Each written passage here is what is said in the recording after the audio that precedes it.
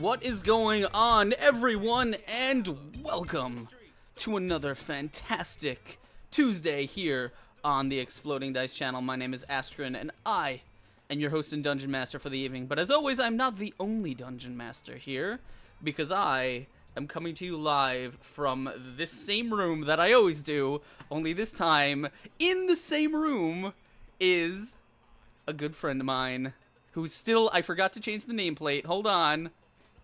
Hold on, wait, that is, I got this. I had apparently changed that on the other instance of OBS that I had open. Is it just not?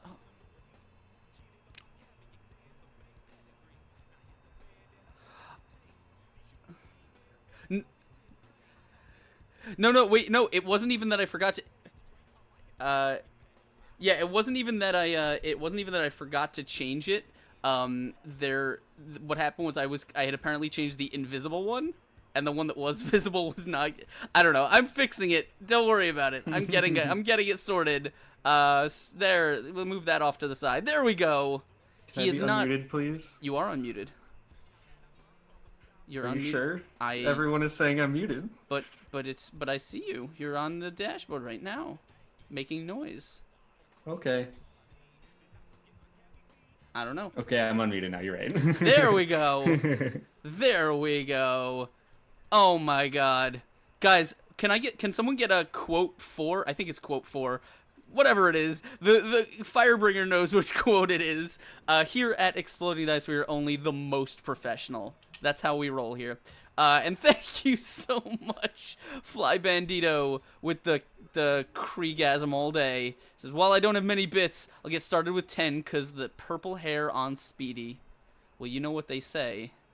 When you got the purple hair, you also get Ladies beware. Oh, yeah. Yeah. So, so why don't we go ahead, Speedy, tell us a little bit about yourself. Well, I turn the music down. My name is Speedy. I run the Twitch channel Not So Speedruns, where I'm a variety streamer and D&D streamer. I've been doing this for just over a year now. I had my 1 year stream anniversary like a couple weeks ago, which was a hell of a time. And so I run D&D on my channel 3 times a week. Once as one shots where we have guest DMs, once where I DM in a 5e campaign, and once with Video Store Cowboys, the DM in Blades in the Dark, which is a lot of fun. And then you could probably also recognize me from the channel Exploding Dice. You may have heard of it. I wouldn't watch it if I were you, though. Yeah, I mean... I can't recommend it. Where I, every Saturday, I'm in the campaign Writhing Moon, playing as Felix, the priest. Oh, yeah. And thank you to Bob Zipal for following. Welcome to the madness, my friend. Thank you for joining it. Ayami says, remind me to DM you after the show. Okay, DM me after the show. Done. I'm absolved of responsibility here. Shout out Exploding Dice. Go follow Exploding Dice where they have played API error. Sounds about right. So what's going on, guys? For those of you who don't know, obviously Tuesdays at 8 p.m. Eastern, and with all the shouting in the background, is where we host Fuzzy Dice, which is a fun talk show that I like to get down on every Tuesday. Here we bring on guests, we have a good time, we talk D&D stuff, as well as some all topics related to role playing, DMing, and you know what, just not topics that are unrelated to those things too, because we don't care. It's my channel. I can do what I want. So the normally what's gonna happen is we just kind of hang out and we talk. We see where the conversation takes us. I like to interview people sort of and get a sense of who they are as a DM, as a gamer, and just influences and stuff. And as always, we like to take your live questions. So I think for this evening we're probably not going to We're really not going to divide the show in half. Normally it's like half hangout and then half Q&A, but you guys are more than welcome to drop if you have any questions, stories, anything you want to share with us. Exclamation point fuzzy in the chat. You guys can just share it with us, and we will opine on it. We will discuss it. We will provide opinions and answers, and all that good stuff. Of course, if you do have a question or something, make sure you tag at Exploding Dice so I don't miss it.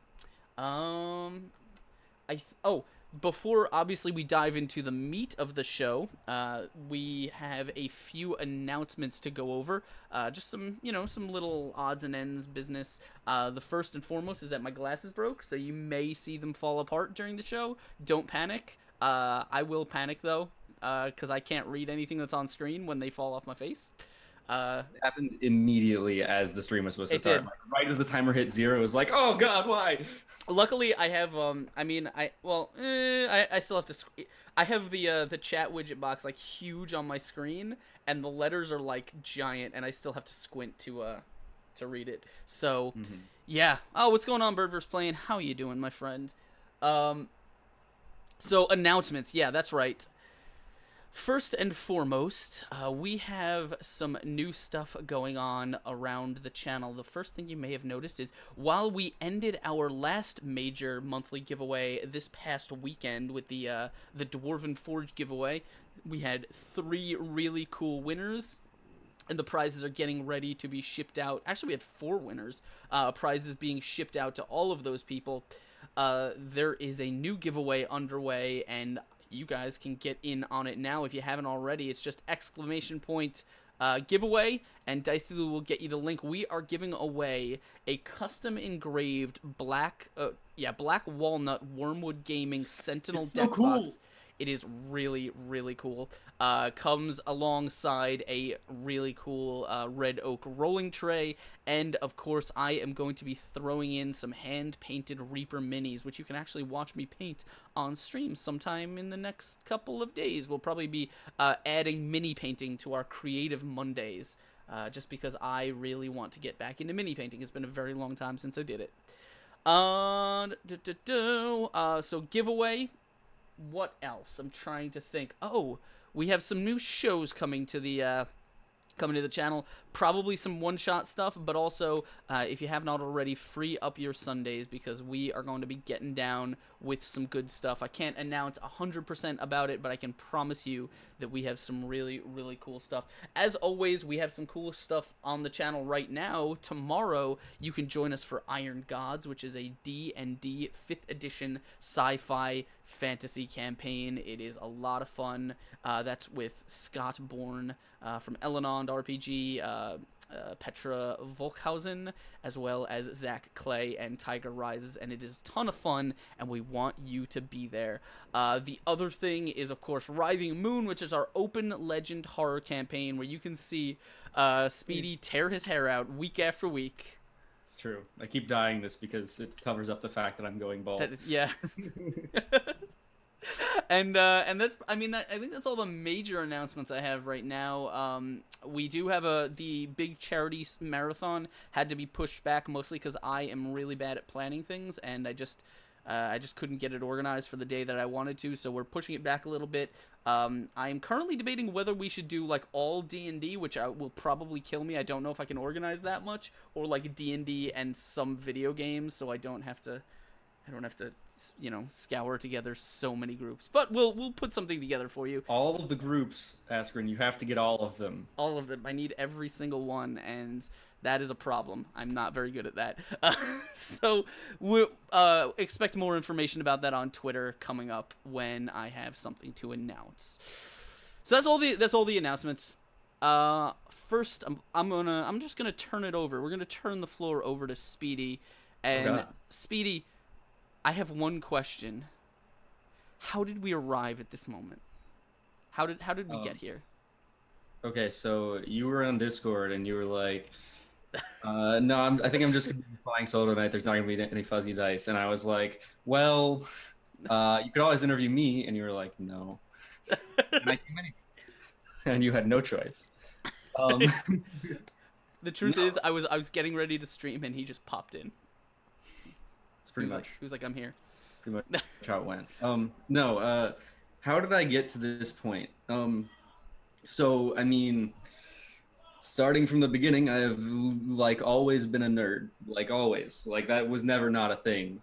As I'm sure is a common theme around here. But you know, got my start with the Nintendo days. Started with Pokemon Yellow on my Game Boy Pocket, and worked my way through all the games forever. Um, and I think getting to this point exactly, around ninth grade would have been the start of it, which was when a friend of mine introduced me to Achievement Hunter and their Minecraft Let's Plays. And that was like the first time that I ever encountered any sort of like online like Let's Play kind of content. You know, people talking over video games, and was like, you can just do this. This is entertaining. And so they were like the first people that I ever followed, and then from there I got into a bunch of the other big YouTubers, you know, Markiplier, Game Grumps. Mhm. Never did the Pewds, not into that, but I followed a lot of those big time YouTubers for video games, and I mean, never really thought about doing too much of it myself. A couple times I had friends who were like, "We should do something," and I was like, "That wouldn't go well." So we never ended up really doing anything.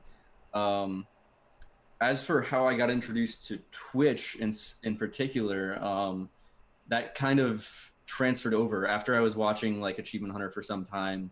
A few of their people, any of their cast members, began using Twitch as well, and I was like, "Huh, I like some of these people. I'll go try and hang out with them or whatever and chat." And like these guys were all like obviously huge, and I liked it enough that I actually started coming out, visiting Twitch more. That was about a year ago. It was only a little bit after that. It took about a month of that for me to start like actually looking out for other Twitch streams, who weren't just people that I already knew, looking for games that I really liked. Starting out with like City Skylines, some FTL, that kind of stuff. And from there, it like barely took any time at all. I think it was like maybe a month from when I started watching people on Twitch to when I was like, I'm gonna start streaming. Yeah. I just decided like it seemed like something that was fun to do. I already like played video games a lot. I already basically talk to myself when I play them, just because I'm a psychopath.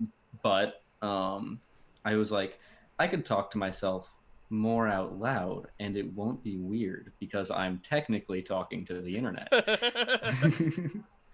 Part of it was also actually, this was like around the same time that Overwatch had just come out, and I really didn't like Overwatch. But like all of my friends were just obsessed with it, and I was like, I don't want to talk to you in Discord chat while you're all just playing Overwatch. And so I was just like, I'll just talk to no one. And I took my laptop and I installed OBS on it. It's a MacBook Pro. And I started trying to play FTL, and streaming it. And I wasn't really looking at the stream. I did it for like a couple days, and then eventually I looked at the stream and was like, oh, I'm getting about 3 frames a second. Yeah. Maybe this is why literally no one has been watching. So I fixed up my gaming PC because it had been broken for a while.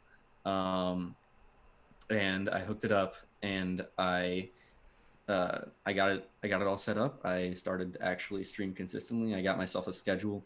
I started, streaming a few games that I really liked. I played a lot of FTL, a lot of The Longest Dark. I tried to focus more on indie games. I was never the kind of person who did FPSs or anything like that. And it started to pick up. I mean, I had a lot of people help me along the way. Some of those first streamers who I started following out of nowhere, Cadler, Draven, Lanthios, they ended up being really helpful. Lanthios was like pretty much a mentor to me in learning how to stream. After doing that for like a couple months, it was around that same time actually that Achievement Hunter, who I had always been following, started playing D&D. on their YouTube channel, and I suddenly was really into D&D. I like after like watching a couple episodes, I was like, I want to play this now, but I don't know how.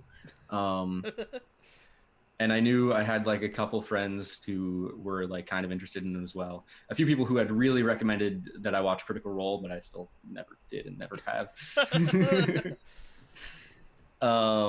Ironically, I started watching Critical Role after I started streaming. I come across a lot of things that like Critical Role that I see, and it's one of those weird things when you approach it like as it already exists, because I always get the sense that like this is a thing that has existed forever. Yeah, Even right? though like when I had found it, it was only like 12 episodes in. You know, it was still Right. very very new at that point. Yeah, it felt like it had been around forever as I heard about it. I'm sure it hadn't been around for that long, but yeah, it was very strange. And it's still strange because I mean, like, I still haven't watched it. I watched about half of the first episode, and that's about all. And people on Twitch are always like, they're always like, well, you have to watch it. It's like the quintessential Twitch D&D stream. But I just haven't, and I understand that it's a definitionally or just absolutely good show. Like the people who are on it are fantastic voice actors and like just actors in general. And like Matt Mercer is a fantastic DM, but I just don't have the time or the effort to go into it. Yeah, it's, you know what, it's one of those things. And I actually, ironically, I had talked to Matt and one other person about this. Like, there's a guy posted a video about sort of the effect on the community that the show had, and so we, you know, me, him, and someone else talked like briefly for like a day after that video release, and it's one of those things where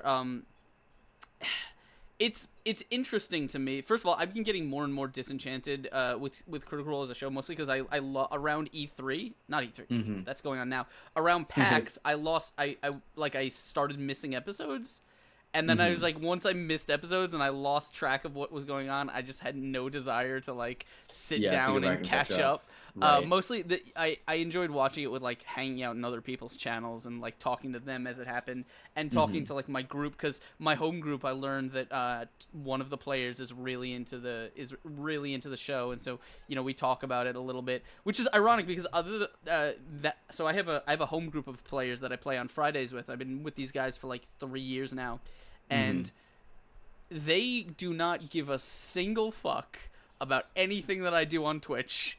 Except the one time that I hung out with Matt. Like, that's the only thing they care about. Nothing else matters. They could not give a single fuck. That's funny. But yeah, I don't know. It's RPG shows are interesting. I find especially now that like the Critical Role was cool, but I never really got into any of the 100,000 other shows that like every website with a community is putting on.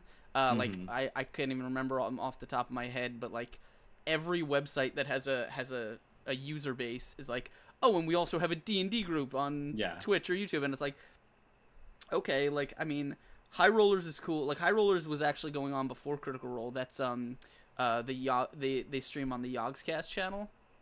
I think it's the Yogscast, and that's with Mark Humes, who is he's a good friend. Like, I love Mark. I don't watch the show because it's on British time and I don't have time to, because I'm at work when it happens. But like that was a fun show. But at this point, I think we're kind of hitting the saturation point, which is ironic as a D&D streamer, because even I feel like I got in way too late on the D&D market. You know?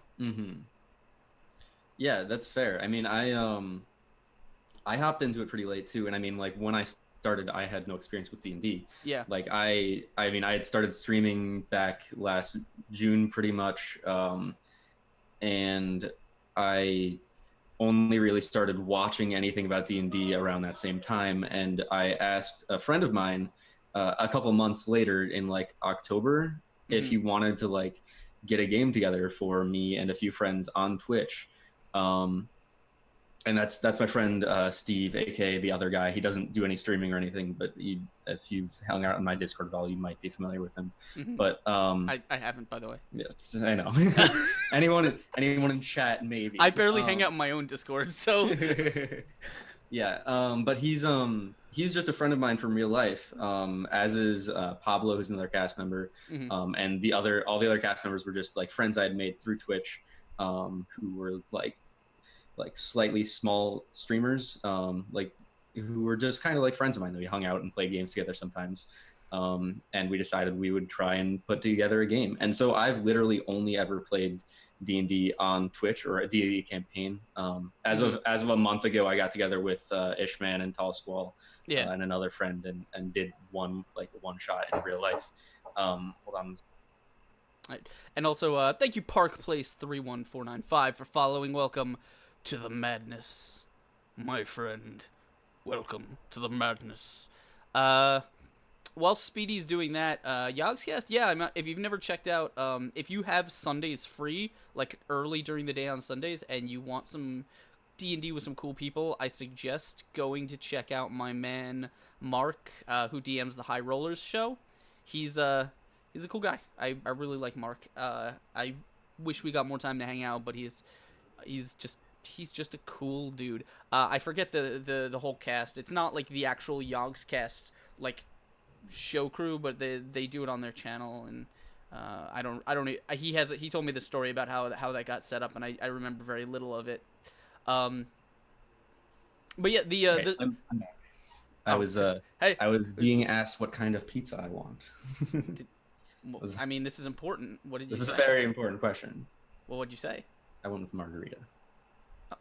All right, that's all right. I would normally acceptable. go with Hawaiian, but I am on the internet right now. Oh, don't let Lorelani hear you say that. She'll crucify you. Oh Lord. People are very upset about that. So I'm interested because I guess we're kind of talking a lot of Twitch stuff. Do you see yourself as is your goal to sort of be a D&D streamer, or is your goal to sort of just be and I only say this because I know quite a few people who started variety, like they made their careers as variety streamers, like my friend Jay and a few other people are going, like they're transitioning into like creating D&D, like role-playing content, like networks, because they've decided like variety streaming is a thing, but now that D&D is its own sort of cottage industry, that's where a lot of streamers want to be. Yeah, that's a good question, and it's something that I've been kind of debating for a while, because I did start off with just variety, and then once I found the D&D community and once I started taking part in it, I realized it was like a really fun thing. Number one, I just really enjoy playing D&D a lot. But number two, just the community is amazing. There's a ton of really great people out there who are either streamers or just people who play D&D on Twitch, and who are all just like super cool people. And there's a lot more like connection there. There's a lot more ways to make friends in that way. Whereas variety streaming is very often like a single person pursuit. So I think at this point,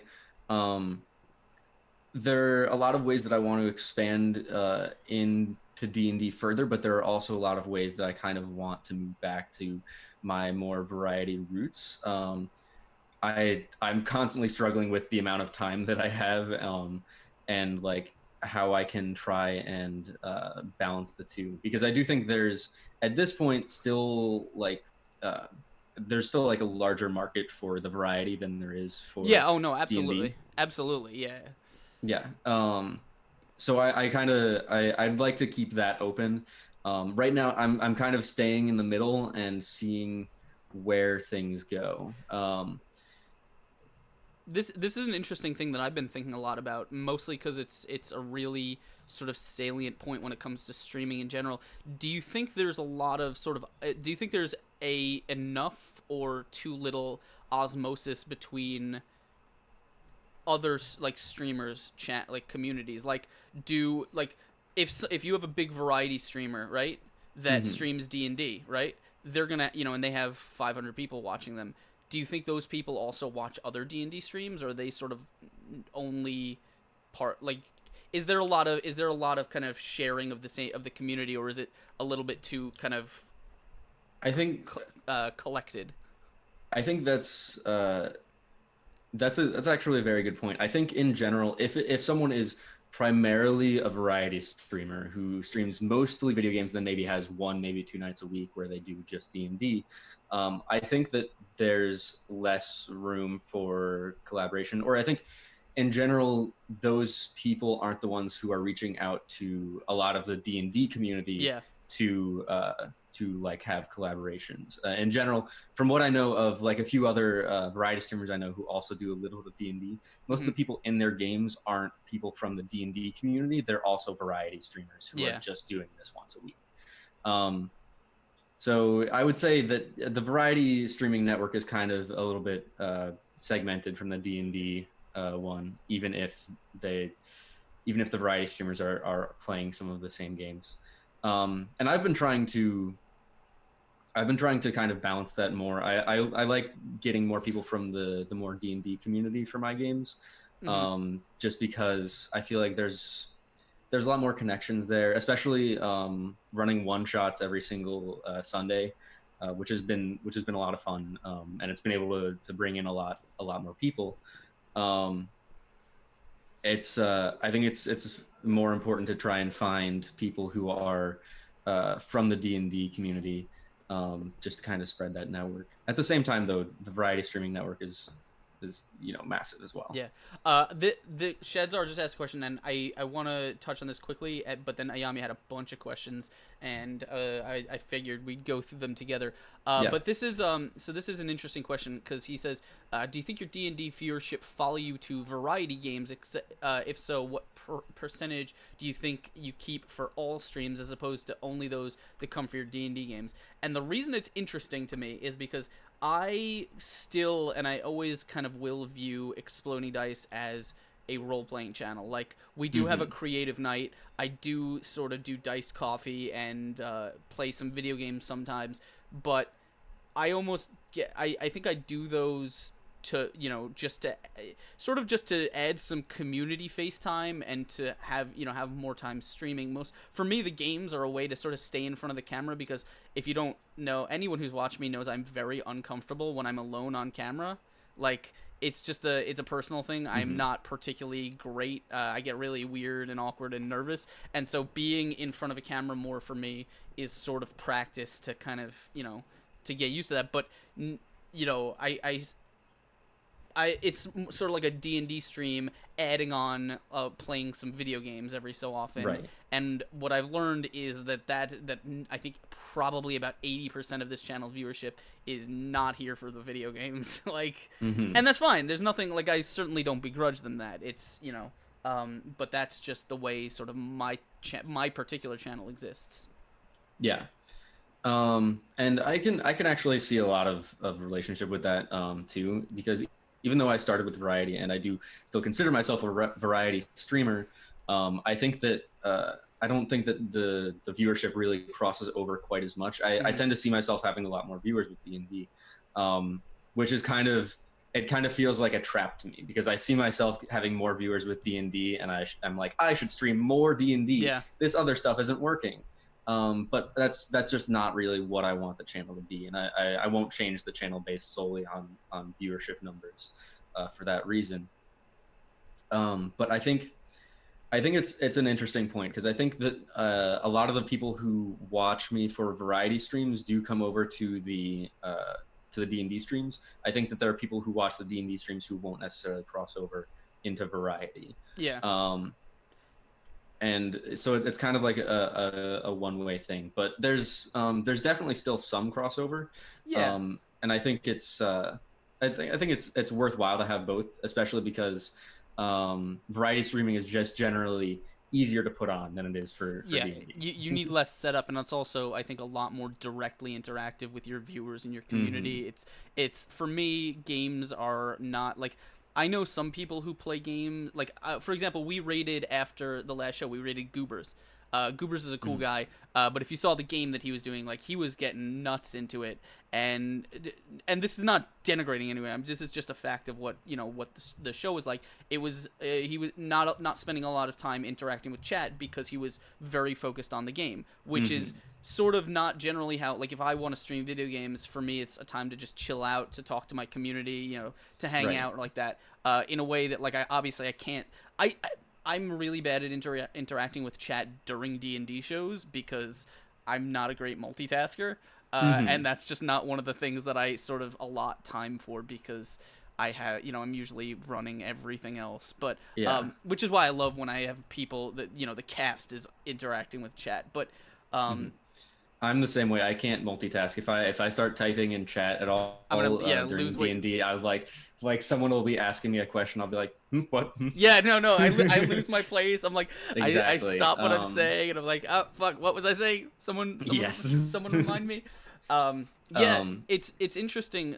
It's interesting because, and here's the thing: that I think is cool, is that when you sort of, if whatever your smaller thing is, like I stream creative and I stream Diced Coffee, which is like morning coffee times. Sometimes those are great. Like sometimes we have a huge turnout, sometimes we don't. But there's almost always a small group of people that comes out just to hang out. And as someone who's never really grown up with a lot of self-esteem, having people kind of come out to hang out with you playing, just playing video games is, regardless of whether it's one person who's always there in chat or just a couple people who will, because here's the thing is I tell people when I stream the games and the art, I really sort of need some people to come out and keep me talking, because otherwise it's like, oh, this isn't going well, I'm just gonna sort of quietly end the stream and no one's gonna notice. But if I have people kind of come out, and even if it's just one person to talk to, that's sort of motivation to to keep doing it.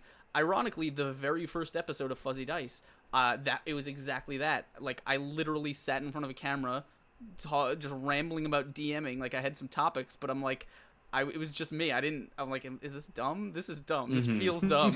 And then after about 45 minutes to an hour and a half, something like that, someone came in the chat, just one person, just came into the chat and started asking questions. And the only other person there was like one of my players, and so I was just answering questions for like another, I don't know, hour maybe, and then we decided to end the show. And they were like, "Oh wow, that was a really good show." And I'm like, oh yeah, okay. Thank you. Yeah, like single person. No, but it's right. It means a lot.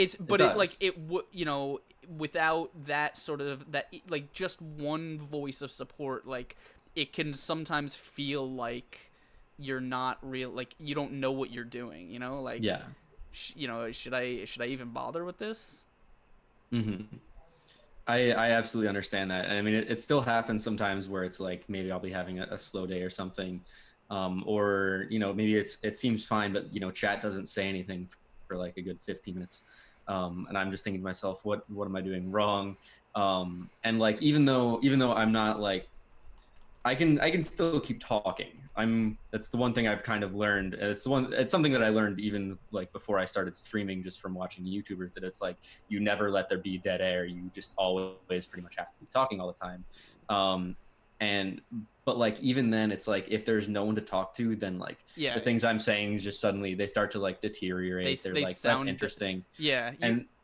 And like it's like a cycle, because like as you start to just like say less things or say things that are less interesting, then chat's not going to respond anymore, and then slowly people start to disappear. And it's like that same thing that just kind of happens sometimes, and you just have to kind of break yourself out of that cycle by thinking of something else to talk about, by just changing the subject from not just talking about the game to talking about something else, something in the news, something that will get someone talking to you. Like the other day I was having a kind of a slow point, and I was like running out of things to say, and I had my music going, and I just suddenly started talking about Streetlight Manifesto, this band I really like and have been to a lot of concerts for, because I've had their song on. And suddenly that started another conversation, another conversation, and things pick up again, You know what the thing about it is, and this is a little bit for video games, but when I started before I started video games, I started creative streaming, and originally it was maps, and maps were all right. Like I could explain my process, and then I started drawing on stream.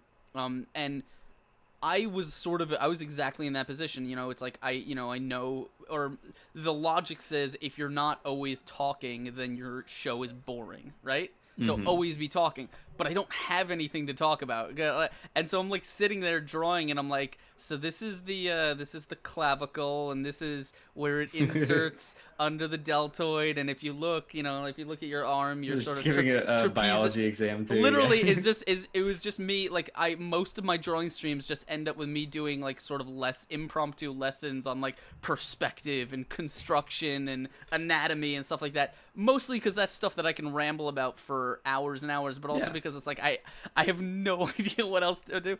And then like people seem to enjoy it. But again, it was the thing that was interesting to me is I watched some of my friends who are art streamers and stuff, and like they have this ability, or at least it seems like they have this ability to sort of like lapse into a silence, and it's not boring, you know, like they're still working, and you're not, for some reason, like they're not saying anything, they're just working, but you're not tuning out, you know. And I'm like, I wish I knew how to do that.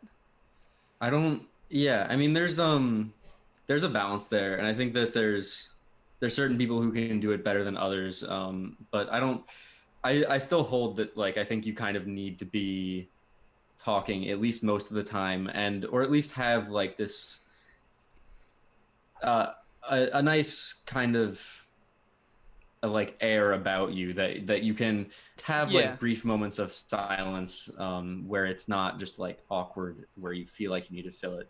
Like that one scene in Pulp Fiction, it's like, that's how you know it's like you when two people can just have a converse, or can just stop and enjoy the silence together. That's I don't it's much harder to do on Twitch, and I think it's much harder to do in particular because if someone walks into a stream, or not walks in, but shows up at a stream during one of those moments, you can't really understand that. All you see is you hear statistics about like you have like 30 seconds to sell someone on your show, and you never know when those 30 seconds are going to be, because you never know when someone's going to walk in. I don't want to miss out on these. I wanted to grab a bunch of these questions that we've got in chat. So let's drop these, let's swing over to these. If you guys do want to ask your own questions, or sort of give us some topics to opine on, we're just hanging out and having a good time, go ahead and drop them in chat. Make sure to tag at Exploding Dice so I see them. First of all, Ayami says, for both of you, do you remember your first time DMing? And if so, what did you like and hate about it, and why? And oh boy, do I remember my first time DMing, and oh boy, was it bad. Yeah. No, I don't remember my first time at all. Absolutely not. Never. Nope. Cannot recall. Weird. I will without shame tell you exactly like my first session. So I didn't know much about dungeon mastering at the time. I got the broad strokes about sort of the rules and telling the stories, but I didn't know exactly what the process of prepping a session was, because I'd never done it before. So what I did was I had this world, like every DM does, is they start with a homebrew world that they just sort of make up, usually with a random map generator, and they start filling in random landmarks that no one's ever going to care about. And I started with this big city, and I had just played Ultima 7, so I basically ripped off the intro to that, which is there's a murder, and the person is there's a church and a murder, and the player is implicated in it, and they have to chase the murderer, and the murderers are always like one step ahead of them, fleeing to somewhere. And so that was basically it. And what I did was I wrote like 2.5 pages of prose about this city, just sort of describing it as like an intro of like, it was like exposition, and you knew right away from there it was a bad time. And it did not get any better. It was basically like a Dungeon of the Week kind of game, like something happened, and it basically at some point, like, I tried to sort of step back and look at my plot, and I realized nothing that was happening kind of connected to each other in any real way, and it just didn't make sense. And a lot of the things that I hated about that just sort of turned me off about it were things that I decided that when I started DMing again, I would make sure that I never did those things, right? Like I wanted, Right. like I'm really big on the how can I never do this again kind of, self-criticism. Mm-hmm. You know, and that was, again, there were more specifics, but that was basically the first time I DM'd. That was basically how it went. I think that campaign lasted about 10 sessions, maybe. Yeah. So my first time DMing, the reason I laugh is because Ayami asked that question, and she was in my first time DMing. She was one of the players, and I mean, like I said before, I mean, I've only really ever played D&D on Twitch, and so I decided that my first time DMing would be in a one shot on my own channel, and I would just go for it. And Ayami was a player, Ish was a player, Four on the Forefronts was one, and I had one other person. Oh God, what's his name? Wait, how could he have been one? I thought you didn't meet him till after Writhing Moon. Right. I did my first D&D session in like February. That was my first time DMing. I was positive you were. I started playing D&D back in October, but there was I had another DM. My friend Steve was the DM for that campaign. It was only in like February that he had to step back, and I took over DMing for that game. So I'm actually very new to DMing. I just remember playing in a one shot with you a while back. The one shot that we were in, you DM'd, it was Big Motherfucking Crab Truckers. No, not on that, not that one. No, it was on your channel.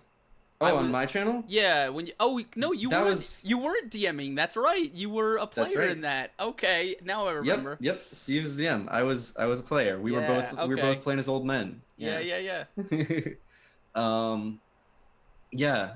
So I'm still fairly new to DMing. But the one shot that I did, I found it online. I could have tried to come up with something on my own, but I was like, I'm nervous for my first time ever. I'll try and find a module. And I searched around on like forums and on Reddit for something that was like kind of unique. Stumbled upon something called the Great Sheep Chase, I think it was, or Wild Sheep Chase. It was about a wizard who had been transmuted into a sheep and requested our help. And so it went surprisingly well, I think. I was very nervous. I was like shaking throughout. And in the first bout of combat, we were about halfway through, and Ayami had mentioned beforehand that she was going to need to leave early, or she might need to leave early. And I was like, that's okay, we'll figure something out. And so we were in the middle of the first combat, and she says this, and she says she's gonna have to go, and I'm like, oh God, how am I going to do this? And so I wanted to try and like concentrate fire on her, but suddenly like the players like took out all but like one creature that was left. And I was like, oh no, what can I do? And so it just so happened that conveniently, Four decided to use his Dragonborn Lightning Breath to attack the remaining bear, and shoot straight through the bear, also hitting Ayami, knocking her out.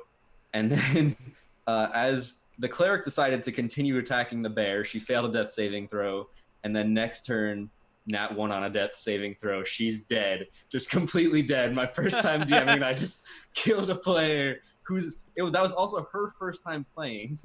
I think I heard about that. Yeah, it was perfect. And that was like a perfect death saving throw roll. Like otherwise, I would not have known how to write her out at all.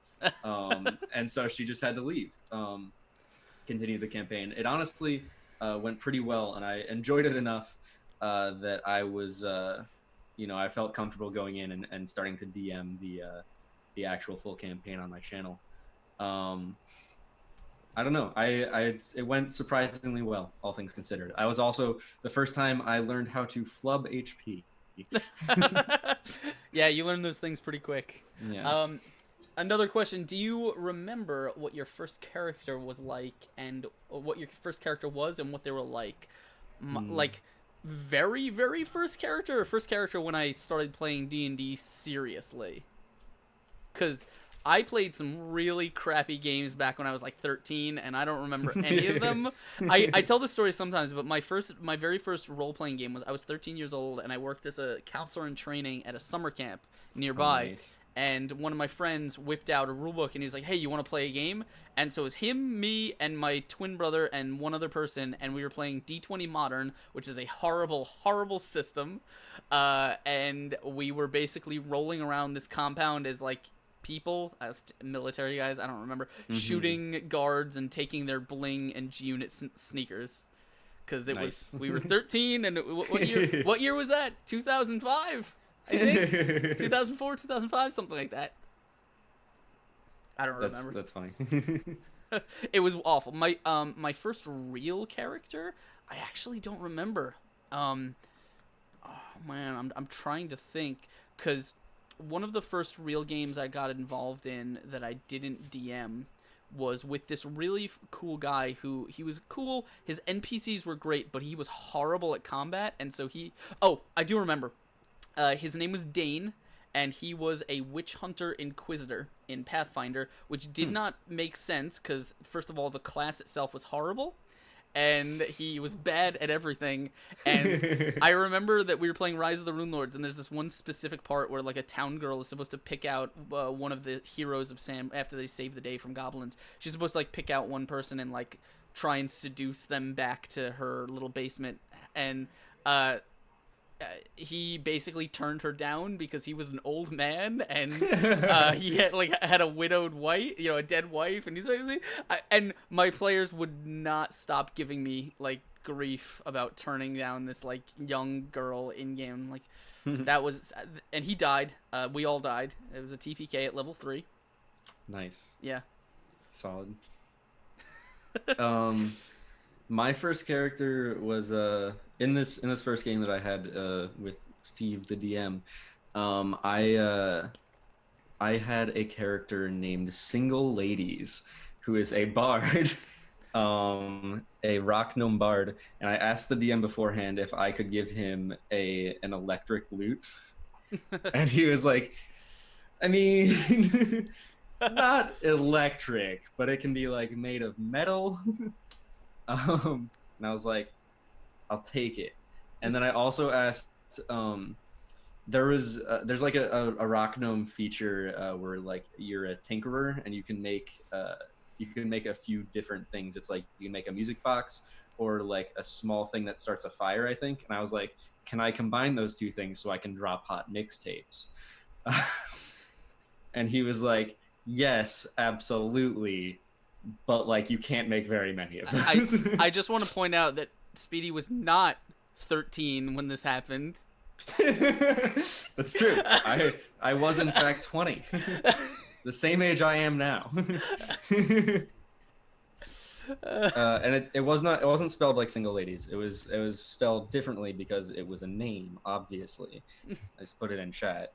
The correct way to spell Single Ladies. And he was just like an unrelenting flirt. In the very first episode we had, he slept with a barmaid. And then every episode after that, he tried flirting with girls and literally never succeeded. And eventually he died. It was very tragic. We encountered a dragon, and one of our players thought it'd be a good idea for all of us to just rush into their lair and just trust the dragon who was offering us gold. It didn't work. It did not work. It should have been a TPK. Only our cleric survived, and he like used Revivify on me. He healed everyone, started dragging them out, throwing them out the window, and like everyone pretty much survived. And I was like running away, and I had kept something. I'd kept the dragon mask that he still really wanted, and so I died. I was the only one. And I tried to play.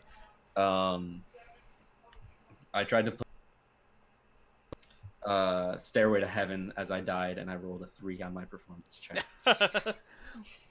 Tragedy of Single Ladies. I mean, I've had some bad characters in my day. But then again, I've also had some really good characters that were just a victim of a horrible DM or a horrible game. I remember I was playing 4th edition, and I made this really cool character. I was originally going to be a paladin, but in order to get this really cheesy min-maxed attack ability that did a ton of damage, I needed to be an evil paladin with the vengeance domain, and the only way to get the vengeance domain was to worship Tiamat. And so I wove this whole story about how he was like a legit paladin, and he lost his land to some like lord, and so he swore vengeance and he lost his paladin powers, but Tiamat kind of swooped in and gave him some powers. And so he was like, he wasn't like evil in the sense that he just wanted to kill and murder. Like, he legit only wanted revenge on that one specific person that stole his land. Right. So it was a decent character. And I made that to be a combo with another player who was already in that game that had invited me to it. And then I get to the first session, and the DM's like, so the players are walking around, and they pass the city's giant graveyard, and Askren, that's where your character is. I'm like, what? I'm like, did you legit just say that they find my paladin, my fallen paladin, just hanging around the graveyard, just chilling there for no reason? Really? Is that how we're doing this? And that was how I knew that was going to be an awful game. But I actually knew that was going to be an awful game because that guy was a player in my campaign playing the Bugbear Barbarian that ruined everything. So the trend of ruining everything Yeah, just did not stop. Basically. That's fair. Another question, favorite and least favorite class and why? Are we talking like D&D 5e class or like Pathfinder with every class under the sun?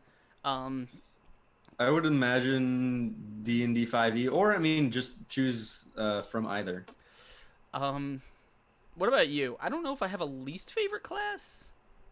Yeah, I mean that's a good question. I think least favorite probably Paladin, although I haven't really played it enough to know for sure that I dislike it actively. Yeah. Favorite would probably be either Bard or Sorcerer, because those are the two classes I've played the most, and I really enjoyed playing as Single Ladies the Bard, and also Dr. Thaddeus Langston the Sorcerer. Yeah, I don't know if there's any class I actively dislike. There are some that I'm not a fan of playing, but then again, I don't actually play nearly enough to, not be able to find something to enjoy, right? Like, right. If I'm gonna play, I can usually find some way to make a class interesting. Most likely because I know I'm not gonna be stuck with that character for a whole campaign. Right. Because I very rarely, like, I don't think I've played a full campaign in a long time. I don't know. Yeah. My favorite class is also kind of hard. I'm a fan of just hitting things. I like hitting things hard. And I think one of my favorite classes was probably, one of my favorite, and this is a Pathfinder thing, but one of the classes I had the most fun playing was a very strange fighter build. What it did was it was average strength, average constitution, but really high dexterity and above average intelligence. And there was a specific archetype called Lore Warden, which allowed you to get proficiency in knowledge and magic skills. So he could actually roll knowledge checks and not be completely useless. But also because of some he used a polearm, so he was really, really good at tripping people, like with this polearm from 10 feet away. And it was mobile, and it allowed me to like protect the party and like just be this really cool, like, what's that guy from Game of Thrones, the spear dude? I don't remember. I've never watched that show. But it was this really interesting character named Shohan Satori, and I had a ton of fun playing it, and I'm so sad that he died. He died by getting color sprayed by the party's wizard. Salty at all? I am. It was years ago, and I'm still mad. What happened was we walked into this room and the DM decided that as soon as someone saw the there was like a room and there was like a bunch of rooms leading off of it, and as soon as someone saw the road, every enemy was in the room with us in an instant. Like no rolls, no nothing. They were just there. And he's like, "Okay, initiative time." And so the party backed up onto this 1 square wide staircase with me protecting, right? Using my polearm to like knock them away. And then it's me, polearm, enemies all around me, and I'm successfully holding them back until the wizard forgets that I'm in the crowd and casts color spray. It was a noble sacrifice. It was horrible. 3 campaigns in a row we TPK'd at level 3. Wow. That was that was that was that DM. That's how he rolled. Fly Bandito says, in your opinion, or does playing less than optimal characters in Adventurers League make the system rules of Adventurers League better, or does it just make the game not as fun for others who play more viable characters? I actually don't really have much of an opinion on this because I don't play organized play stuff. I never have, and I probably never will. So I really have very little leeway to comment on how that works. Yeah, I also I've never played an Adventurers League game before, so I can't really say either.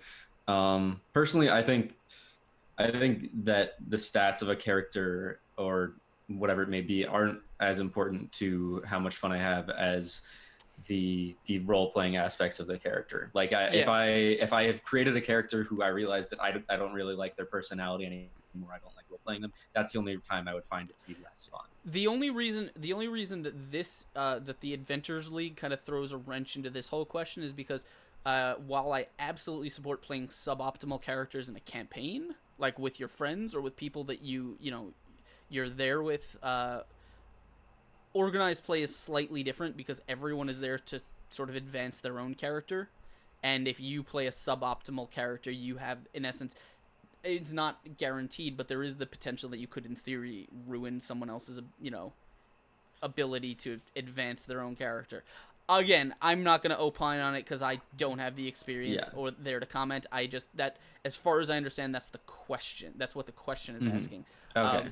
You know what? That's fair. Personally, I wouldn't mind if someone were doing that. Yeah. What I would suggest though is if you want some solid insight on Adventurers League, tweet at either Tom Lommel or the Dungeon Bastard, or Satine Phoenix. Both run organized play, and both are really big supporters of that. So they would probably have the insight on sort of etiquette and how that works. Yeah. Speaking of organized play games, actually, when I was starting off my one-shot series, Steve had actually suggested to me that maybe we could have turned it into an Adventurers League campaign so that people who came on the stream could have an Adventurers League character, could go off to organized play places elsewhere and continue using that character.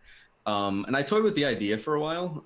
I thought it would be cool to have something like that to let people advance and stuff.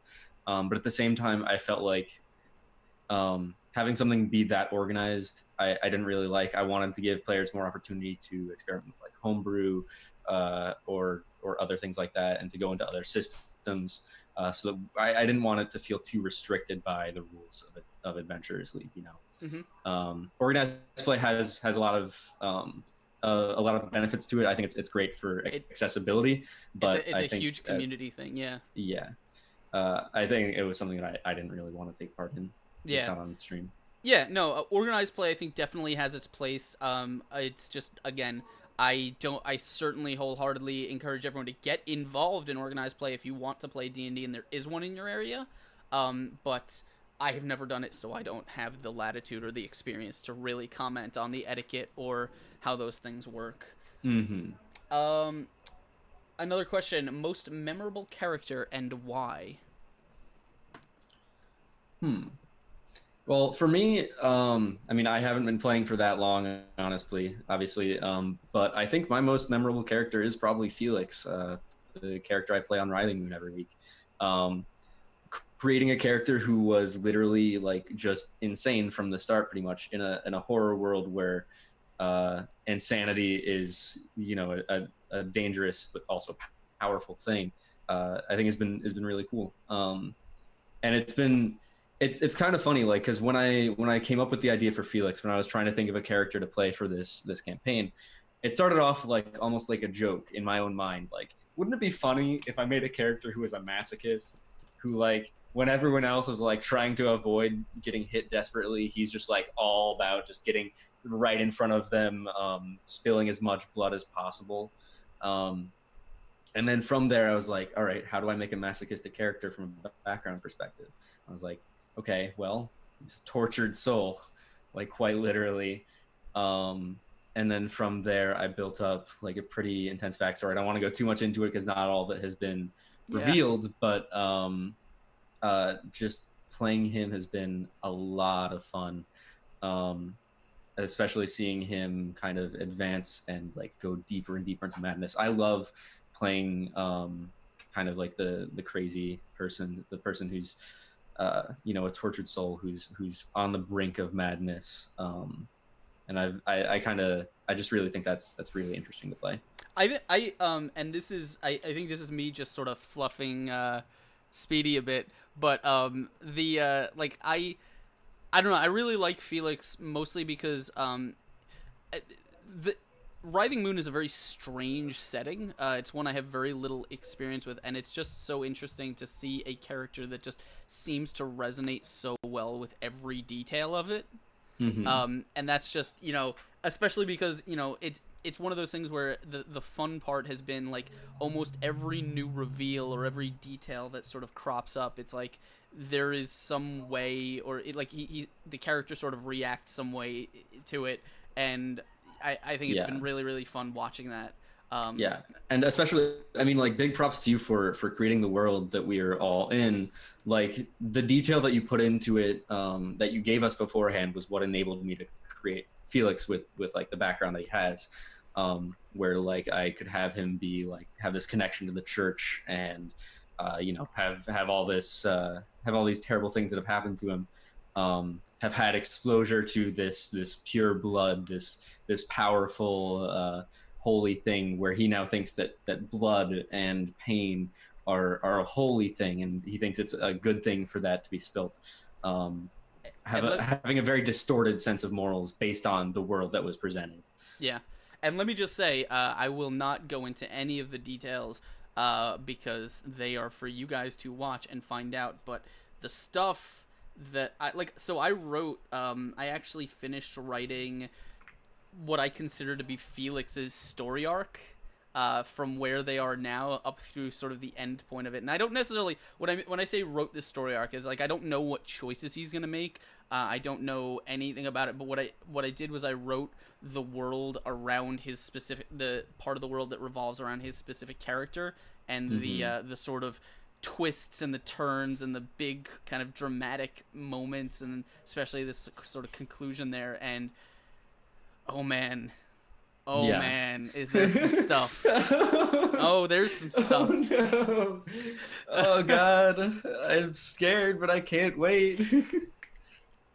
It's you know what? It's one of those things.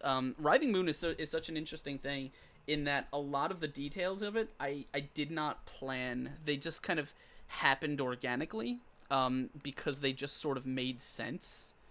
And I really like that when a sort of a story just you know, a player makes a choice, or a player goes down a path, and you kind of roll with them for a bit, and then after maybe a session or two of kind of like, you know, feeling things out, you just sort of like, you see the ending, like everything just sort of unfolds in front of your eyes in such a perfect way.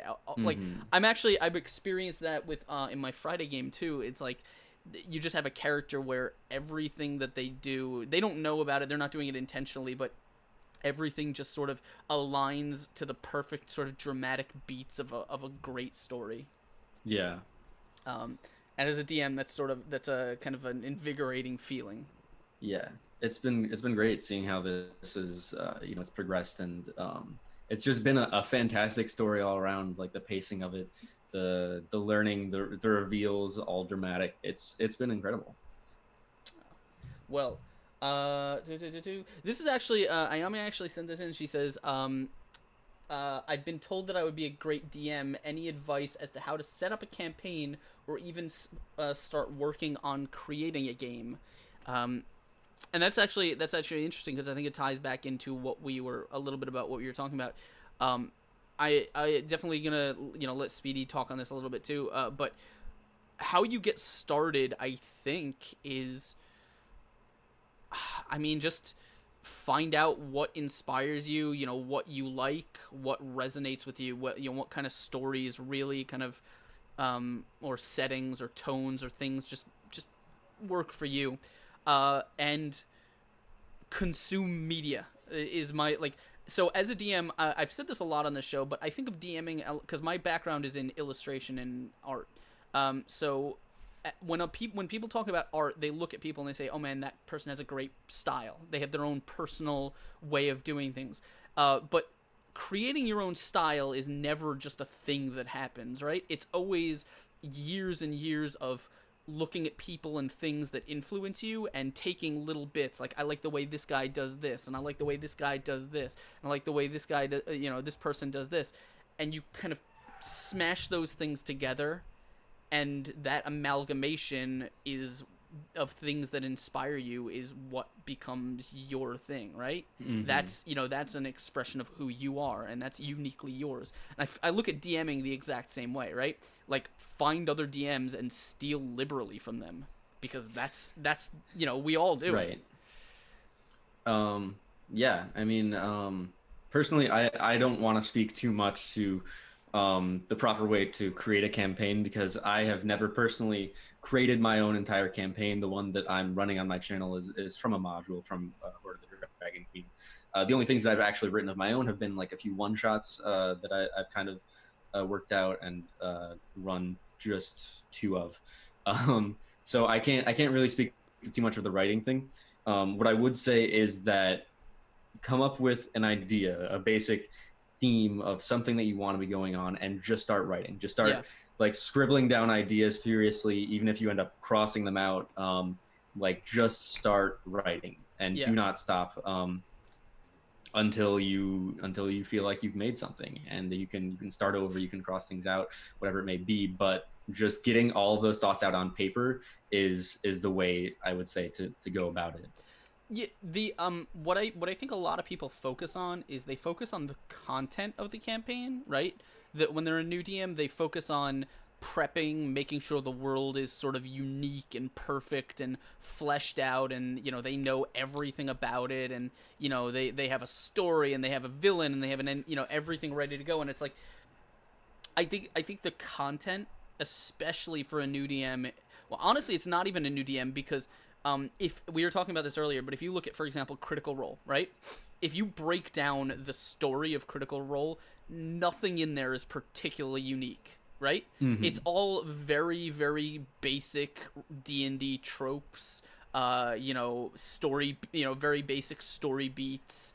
It's honestly, if you kind of watch it, it's fairly predictable, because the story is not designed to be like this whole original creation. It's very much just a traditional fantasy campaign, and it's not trying to be anything else. And there's nothing wrong with that, because if you see, when you have a great DM and you have players that buy into the material, it doesn't matter if it's predictable and it's trite or it's very basic, because you can still, like, the moments that you have and the engagement with the world and the role playing and those the scenes that the dice create, those are much more important than, like, whether you have whether my elves are Aztec elves, because that's something no one's ever done, like that's right. Significantly less important. Right. I agree entirely. It's a matter of you don't have to be entirely creative with what you do. What is most important is that your players have fun, and that the world that you have created, while not necessarily original, it feels real enough that the players can interact with it, that they can that they feel like they are immersed and can do whatever it is that they want, that they feel engaged enough to continue, that they want to move forward with what they're doing. Yeah, I've learned that almost never will a player call you out on unoriginality, right? Like, Yeah. because that's not what they're there to do, right? They're, Right.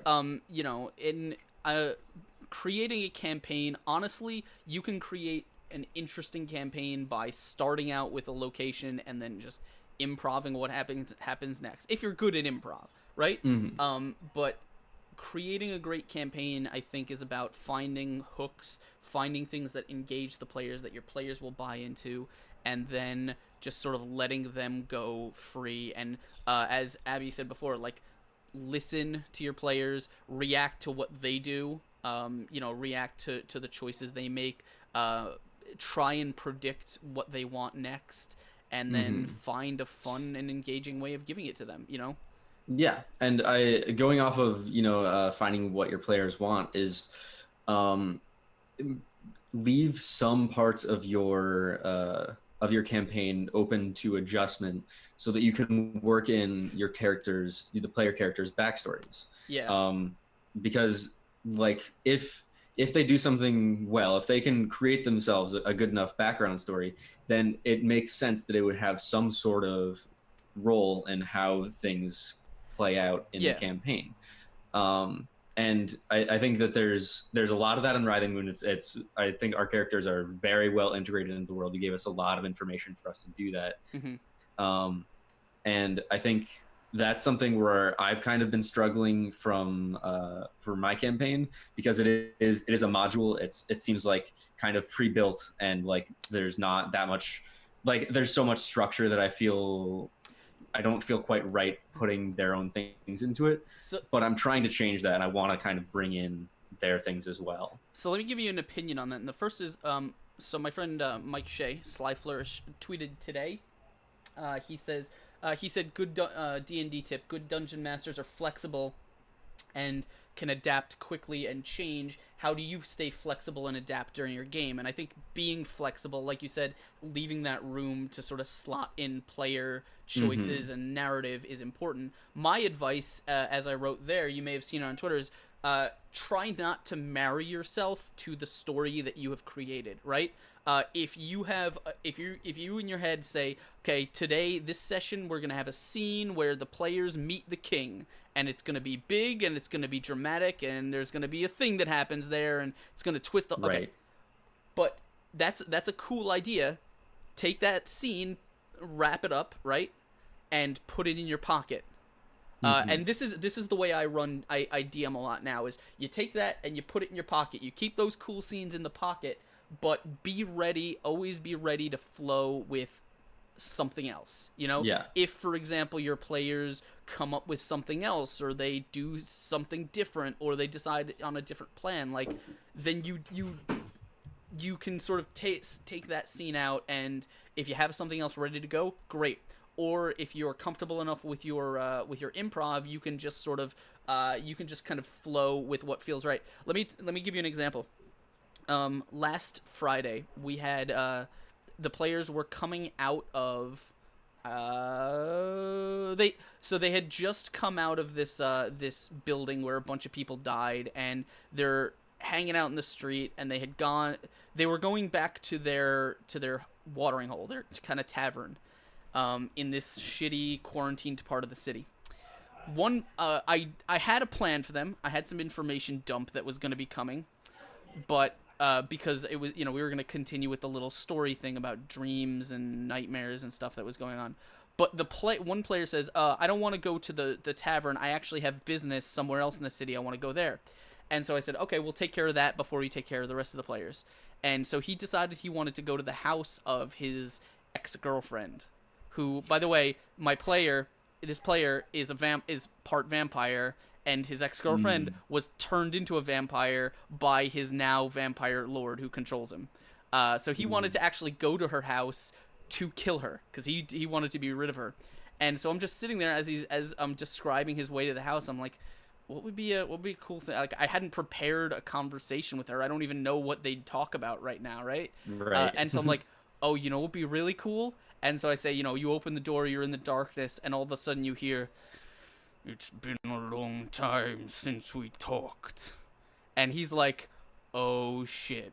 And like from there, it's just an improv conversation with him and his lord, who's like Right. making him do shit. But you know, it's spontaneous. It's a gut instinct, and it, you know, if your players want to go somewhere, make sure that you can kind of pull out something that engages them, because there's no reason for them, if they go somewhere that you didn't plan, for you to just be like, okay, yeah, you go to this store and nothing cool happens. Okay, back. You want to get back to the rest of the group, so you know you can move on next. Like, no, Right. just let it flow. Let it, you know, and keep your cool scenes in the pocket. You can use them later. They don't grow old. They're not gonna rot. So that, I think, is a lot of talk on creating a campaign. Let me see if we have any other questions here. Okay. This is from 4, and he says, does Speedy like playing a character more than being a dungeon master? That's a good question, and I think it honestly depends. I think I've rather enjoyed my time as a dungeon master since I started, but I think it depends on the campaign that I've been in for sure. There have been a few campaigns that I've been in, like the most recent one on Encounter Roleplay, where I was playing as a blacksmith in this Tyrant's Thrall campaign. I really enjoyed that game. Luis put together a fantastic world, but after a few episodes, I wasn't totally excited about my character anymore, and I think it really depends on how much I enjoy the character I've created, and it depends on the campaign that I'm running as well. There are some episodes of Dungeon Runners, the one that I run, where I think like, yes, this has been so much fun. I love DMing so much. I'm on top of my game. And then there's some where I'm like, that could have gone better. Yeah. I realize, you know, I could have done a better job. And when I have those episodes, I'm like, I would rather be a player. So it really does depend. But I think overall, I've enjoyed creating players, or I've enjoyed creating characters more than I have enjoyed being a DM.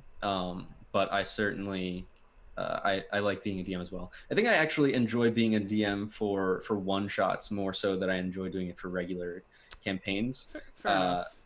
I think I'm very much like kind of an improv oriented person, and so the idea of putting together an entire world or having to read through an entire module to learn more about this world and create all of these things for my players, I think that's like inherently like it's not entirely like what my brain wants to do. I get you. And so while I can do it, and it's the prep work for it that seems like a grind to me, but like the actual the process of GMing that I really enjoy. And so I think a one shot is kind of a good balance for that, where I can just prep a little bit. I can prep enough, like a few key story points, and bring them through a like kind of fun, interesting kind of campaign in that way. You've seen me. My prep work these days is this. It is a page of notes scrawled hastily at work, right, and very little else. Right. Still, I mean, I would say your prep work is still more in depth than mine, and like, you know, you have a single page of prep work done before every Writhing Moon stream, but also before you even started the campaign, you spent a lot of time creating this world or creating like several key characters and story points and things like that within it. And it's that entire world building thing that I have not really had the chance to experience yet, having only been with a module so far. Yeah. I actually, there was a little bit of opining I wanted to do, and I guess I'll make it quick, because you said that I know you're DMing modules right now, and one of the things you mentioned was that you kind of feel that there's a little bit too much rigidity for you to sort of kind of expand things. And one of the things I'm really interested in is when you do Hoard of the Dragon Queen is the one you're doing right now, right? Mm-hmm. Okay. How do you actually go about running that? Like, do you sit down and read through the whole thing and then sort of map it out yourself, and then to understand the story, or do you just kind of run it like section by section? So I kind of read through the entire thing, or at least skimmed through the entire thing, at the beginning of it when we started doing it, and then before each session, I kind of run through like the part of the campaign that they're in right now, the specific section. Again, make sure I understand like what the story points are, who the characters are, um, and kind of study up on that. And the kind of problem that I run into is because I want to create a world and I want to be able to improv things, but I suddenly think to myself, oh, but there's things in the module, and if I try and improv something, suddenly I'm conflicting with that, and then I'm going to have to change several other things later on, and maybe I there's something I've forgotten about that's much later on in the campaign that now I've just completely ruined, and suddenly everything is falling apart.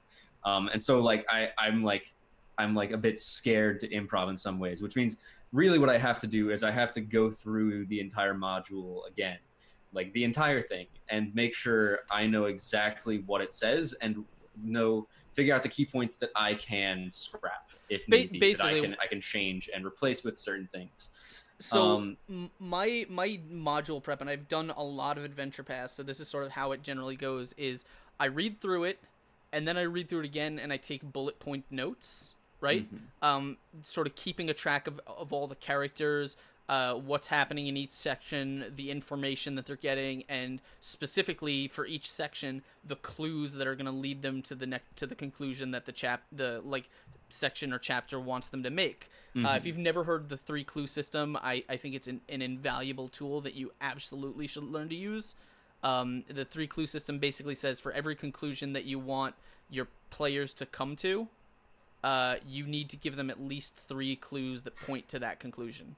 Mm-hmm. Right?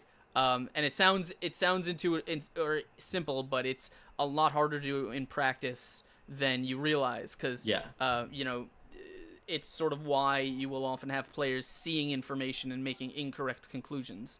Mm-hmm.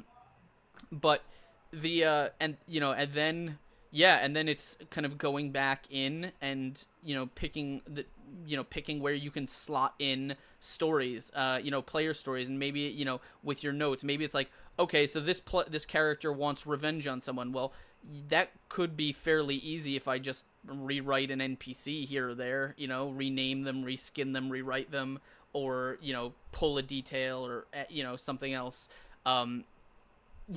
Those details become a lot easier to do once you because the whole point of a module, right, is you have to understand the story structure. You have to understand what the book is trying to get you to do on the next page before you get there, because that way, when you know what's on the next page, then you can improv before you get there, right?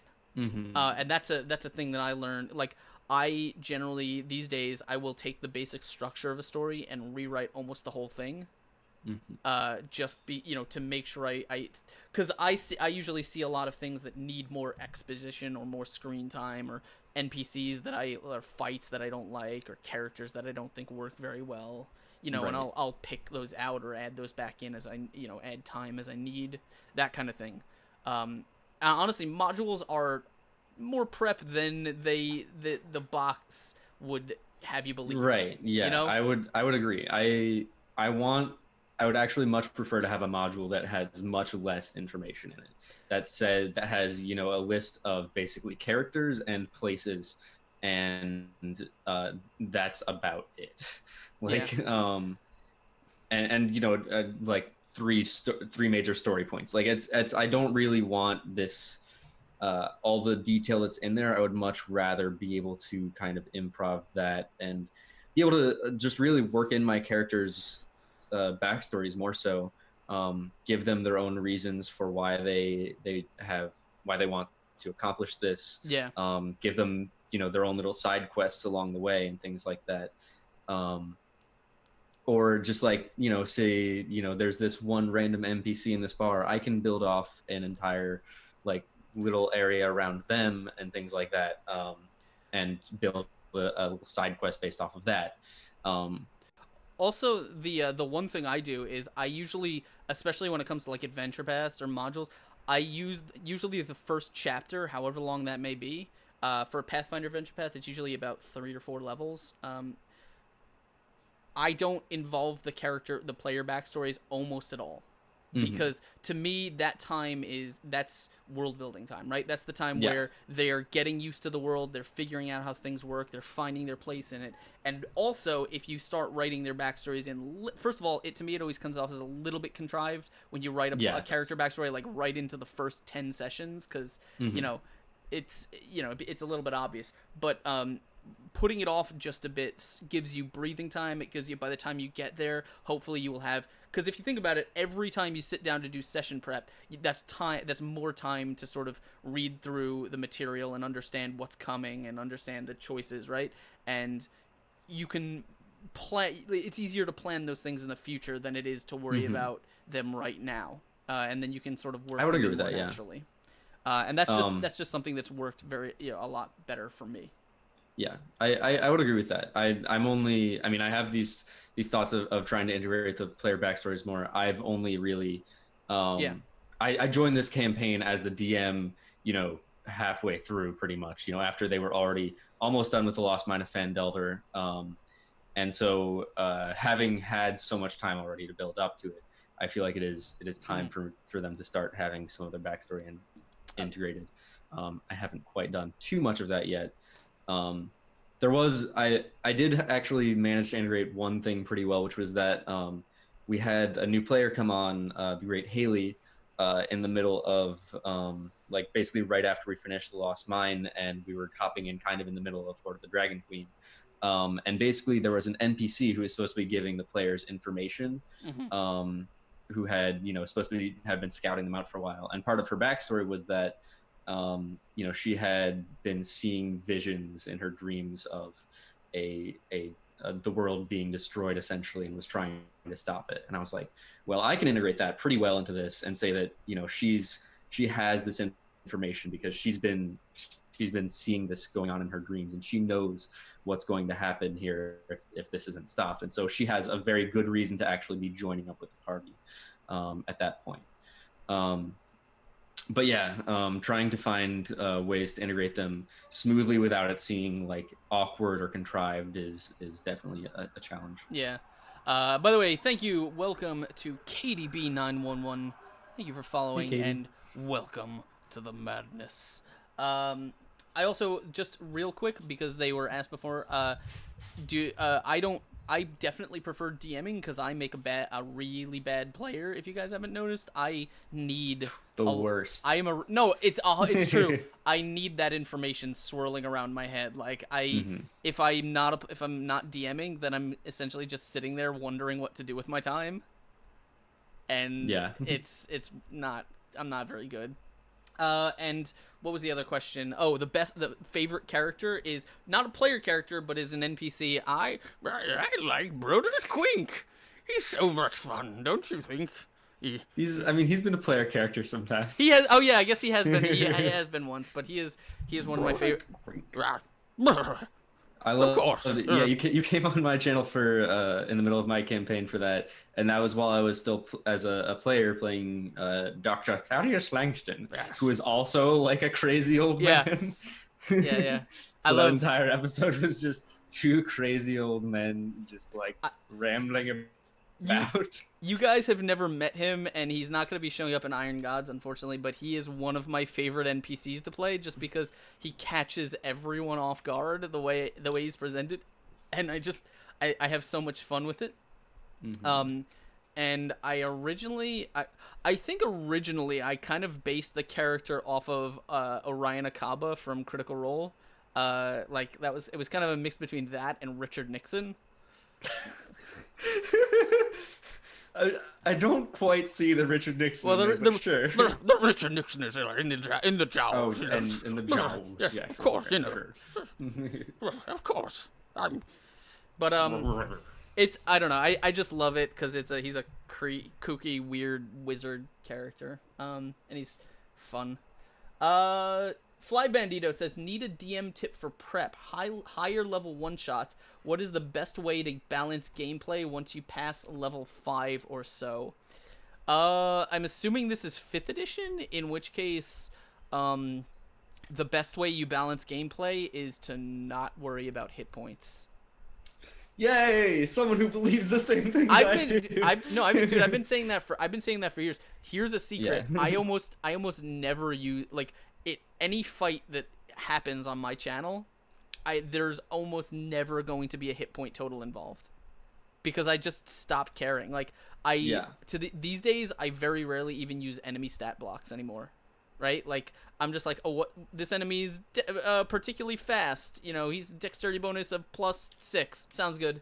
Right. You know, like, I very rarely use them anymore because, and when I say don't use HP, it basically means a fight lasts exactly as long as it needs to be challenging and dramatic and give the players time to do something cool, right?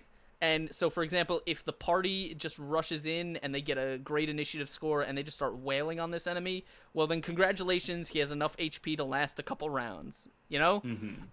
You know, and get some hits in on them. Or if the enemy is utterly thrashing them, then maybe make him make a stupid mistake or have him go down after a few more hits. Like, every enemy should, I think my theory is every enemy should stick around just long enough to do one cool thing or provide one cool challenge, and then you just kind of let them die. Yeah, I can pretty much agree with that. Yeah, that's one thing that I learned very quickly was like trying to keep track of HP, especially when you're doing it on stream. Yeah. Or like not just even like just when you're not on pen and paper. It's just time consuming. It's not something you really want to deal with is keeping track of it exactly. So, you know, I started off like, you know, there's a total HP number and I'm kind of doing the math in my head. But if I don't want him to die yet, if that wasn't a really cool moment for him to die, if it was just, you know, the bard threw a dagger for 3 damage, and it's like, well, I mean, that's not really, it wasn't really a cool ending point, you know?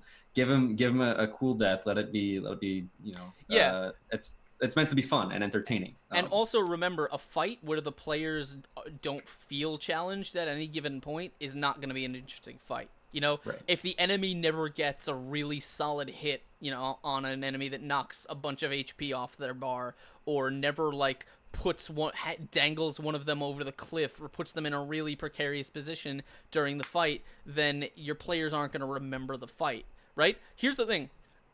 And this is 100% true, and most players don't even realize it. You can go entire fights where no one oh, did Speedy freeze? Did I have a Speedy freeze? The best expression, by the way. Please screenshot this expression because it is the best one you will ever see out of Speedy. Guys, do it right now. Do it.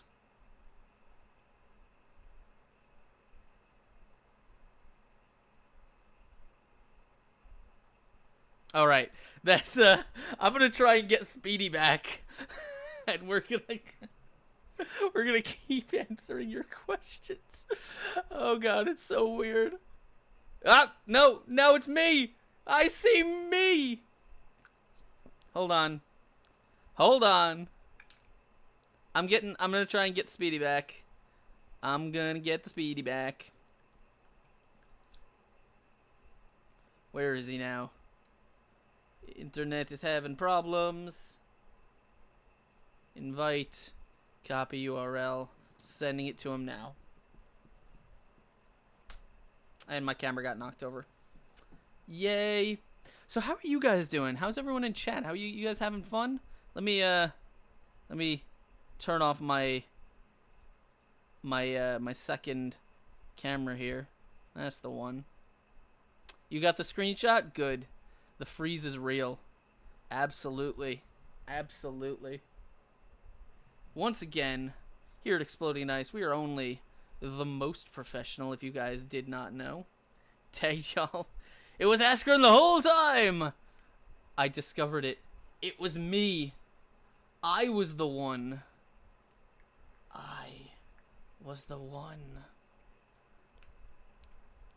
By the way, if you guys are just joining us, we have been hanging out. I've been hanging out here with Mr. Spooters, talking about the D&Ds.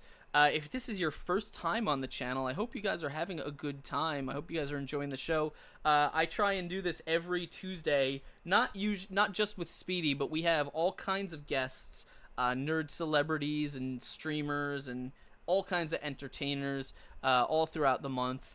And we hang out and we ask them D&D questions and we talk to them and we kind of get all of that goodness into the show. What is D&D? I don't know. I mean, it's like a thing that nerds do. It's kind of a nerd thing. I don't know if Speedy's coming back. Wi-Fi troubles again. Should be back in a sec. There he is. He's coming back, guys. He's coming back. When a player asks where babies come from, how should I, as the DM, respond? I don't think they're ready for the talk. Well, what happens is, when a player and a dungeon master love each other very much, then they get together and they roll some dice, and if they beat the DC, then 9 months later, the beholder comes and delivers a baby.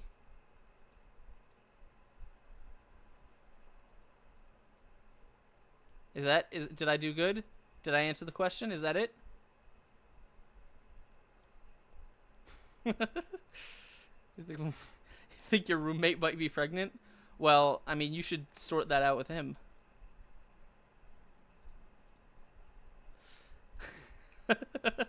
They roll a d20 and they get a 15 or above. Yeah, man, you gotta beat the DC. You should say someone's. Oh yeah. Well, when a necrotic fistula rumbles and bubbles and boils, then sometimes a deformed eye baby pops out. I don't know, man. Why are you asking me this stuff? Oh, Lord. I need a tissue. Roll perform. Oh, you guys. On the 4 can explain the fistula. I mean, really, there's no explaining the fistula. Really, when you think about it, there's no explaining it. There are no words. You want to milk the baby for eyes? Did I say that? Did I really say that? Maybe I did. Who knows?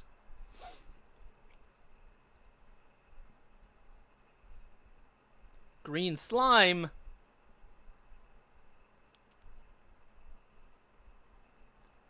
I can explain in a momna. In a momna.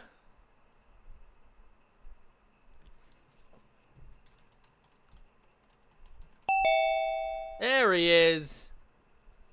There he is. Oh my god. We got him. Guys, he's here. I'm back. Look at me. Look at him. I'm back, and I'm on a different thing now, and everything is fine. Flip yourself this way. What do you mean? What? I don't know. You're facing the other. You're facing. Hold on. Wait. Flip horizontal. There we go. No. Wait. There. Now we're weird. No. All right. We were just talking about where babies come from. Oh, I don't know anything about that. So. Yeah, I said. Next topic. I said when a dungeon master and a player love each other very much. Mm. And then we started talking about fistula eye babies. Okay. So, standard stuff. So okay, we gotta well, you know what? I don't care about Speedy's time. We'll get through these questions that you guys dropped in chat, and we will take as much damn time as we need to. Mm-hmm. So before he left and rudely interrupted the show, as I do. We had like a flood of questions come in before, and we're gonna try and get through them. Fly Bandito says, because I can, favorite puzzle you ever played or created? Favorite puzzle? Like in D&D. In D&D? Yeah. I haven't really played or created many puzzles in D&D, I have to say. I'm trying to think of them, and I can't. So I have 2 puzzles that stand out the most to me. The first is one that completely I've told this story before. Completely halted the group and made everyone mad. What happened was they were This was way back in that old. Actually, both of these happened in that old 4th edition campaign that was really, really bad. So they were tracking down this cult, and they found this cult, and I don't remember the name of it, but it had to do with blood, and so they went into the cult's hideout, and the first thing they find is a hallway with like a little bird bath in the center full of blood. And there's like a bunch of kind of drips of blood and footprints along the walkway from the bird bath to a door on the opposite side, and the door is like smeared with blood and has a lot of blood on the handle. Now it's very simple. All they had to do was dip their hand into the blood and then touch the doorknob. Anything else and spikes would shoot out of the floor. They never figured it out. They tried everything. Everything. They knocked They knocked it over.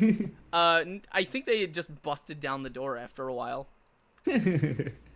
So it was just they dip their hand in blood and then turn the doorknob while with a bloody hand. Basically. Was there any clue that would tell them that is what they need to do? Probably all the blood on the doorknob. Okay, yeah, that'll do it. I mean, that's basically it. I mean, I guess. Sure. I mean, I figure it was only a matter of time before but nope, they knocked the pool over, they dumped it all out, they tried bleeding an enemy they just killed into the pool, they tried everything. They tried splashing blood on the door. Didn't work well. The other thing that I did was, and I thought this was rather clever, was that hold on, I got really loud music in my ears. I had they had just gone through like a necromancer tomb dungeon thing, and at the end there was a bunch of treasure, and there was just this one sort of stone treasure chest set away from the rest, with weird engravings and stuff. And when Mr. Ruin Everything Bugbear Barbarian goes over and opens this chest, all he does is he finds 5 gold pieces stacked very neatly in the center of this chest. Mm-hmm. Now, this is literally the most obvious trap it is possible to put together. I did this specifically because I wanted this trap to be... I wanted the players to know it was a trap, right? But they would go for it anyways. No, but the idea was that they would know that it's some sort of trap. And they would eventually, through some means, they would eventually pick up the coins, realize nothing happened, they're not blown up or anything like that, and then put the coins into their purse and be like, okay, 5 gold, whatever. The coins were actually the trap. The coins were cursed, and all they would do is their curses every day. They would, one coin that, like, any gold piece that is cursed, another gold piece that it touches also gains the curse. And the curse simply makes you not want to spend the cursed gold coins, right? So day makes you one, just not want to. Yeah, like it's not impossible to. You just don't want to. Well, it's like a compulsion effect. Like you can, in theory, beat the DC to not spend, to not save the coins, but it would be very hard to do so because it was a powerful curse. But and so it would be exponential growth though. Yeah, it would eventually infect all their gold. Yeah. Over like 3 days. A couple days, yeah. And so the thing about it was, as soon as I had the player make a saving throw, he literally was like, "Is this a like, am I being compelled? Is this a mind control effect?" And I'm like, and he's like, "Yeah, okay, why don't you just play my character for me? Here's my sheet. Why don't you just take all control away? Whatever happened to player agents?" And I'm like, all right, screw the coins. Just forget about it. God damn it. And so I didn't use that trap. Oh, that kind of sucks. I know. Those are the only the memorable traps that I put in. After that I was like, I'm not gonna do puzzles anymore. Mm-hmm. It's a shame. Puzzles can be fun. I like them. I've never seen them do anything other than completely roadblock a group. I loved, actually, I did a one-shot in Tomb of Horrors once, which I wasn't DMing, but I rather enjoyed just like seeing all the little traps that we encountered. I really want to. I love Tomb of Horrors. I really want to run it sometime. You should do it at some point. I'm still like not familiar with most of it. I know that there's a thing of devouring, which is very tempting. And we had a player who just kind of after we tried to experiment with it for like ages, trying to find the next passage, someone just Holy literally shit. dove headfirst into it. Hold on. My Oh. boy, Mick Loken, coming through with the goddamn host. Hello, Mick Loken. What is going on, my friend? If you guys don't know about Mick Loken, all right, let me tell you something. If anyone on Twitch slaps butts, it is Mick fucking Loken, all right? He is... No, Mick Loken is such an awesome guy. He is he was doing some D&D map making earlier. I popped in his chat to say hi before we started the stream. Finished 3 maps today. That's awesome, man. Good, definitely cool stuff. I heard I heard you're running a campaign yourself. Definitely want to hear more about that when you got the details. If you guys are not already, can I get a shout out for Mick Loken there? It's already in chat.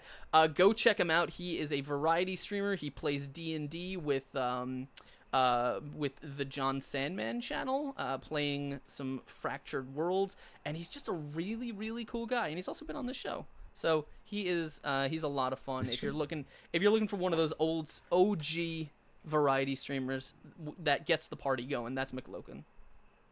Nice. Hell yeah. Hell yeah. He's been sitting in this chair right here. Literally, this is a studio, if you guys didn't know. Yeah. And it's all live. I do everything from this studio. It's hard to get people here, but we do it. Yeah. It cost me a lot of money in flight. Oh man, how's it going, my friend? Welcome.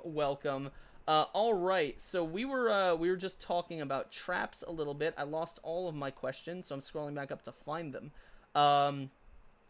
Firebringer, okay. Firebringer says favorite trap you've DM'd or experienced as a player. What's my favorite one that I've ever DM'd? I'm trying to think.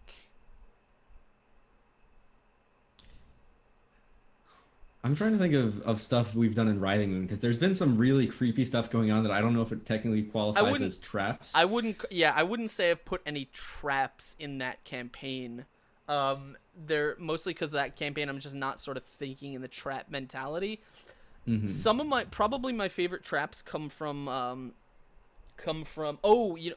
I like traps are all right, but what I really enjoy is things that have a narrative element to them, which Pathfinder modules sometimes have this thing called haunts, which are a lot like traps, but they're essentially hallucinations, like solid sort of mind-affecting hallucinations that can really damage a character that runs into them. And they're usually tied to some sort of narrative. They tell the story of the location that they're in, and I really enjoy using them when I can, because they're usually a lot of fun.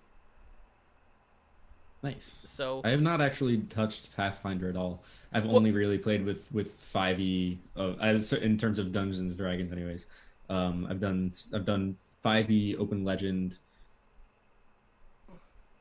Roll for Shoes. I've never actually done Pathfinder on stream. Nope, that's not true. Very first thing I streamed, of which there is only a YouTube record that I refuse to distribute, is we did play Pathfinder, but then we switched over to 5th edition. These days I don't play Pathfinder on stream. I run a lot of Pathfinder adventures, but I convert them to 5th edition. And by convert, I mean I don't actually convert anything. I just run it and pretend that it's 5th edition. Mm-hmm. Because, close enough. Right. I'm very lazy, that's why. But yeah, I really like haunts. I really like haunts.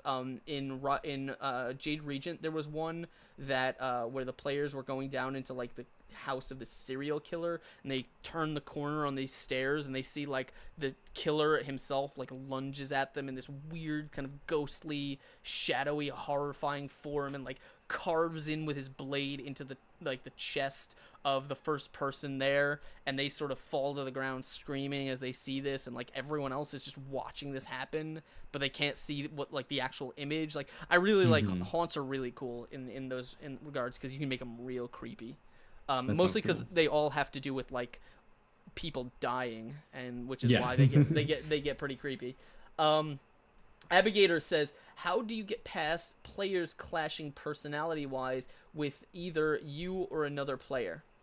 So what I try and do, and this is an attempt, but it does involve a little bit of getting lucky.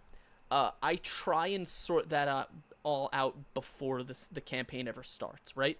So if you've never been in one of my games, what you will know is, what you won't know is that I sit down and I interview every single player. Not like a job interview, but it's like I want to find out who they are. I want to find out what kind of games they like. I want to find out what they're looking for in a campaign. And it's basically to get a sense of a person, and so I can then go and sit down and say, okay, who do I think will have the best chemistry? Who do I think will work the best together? So there is a little bit of luck there, because you can think that something's going to work out great and it just not.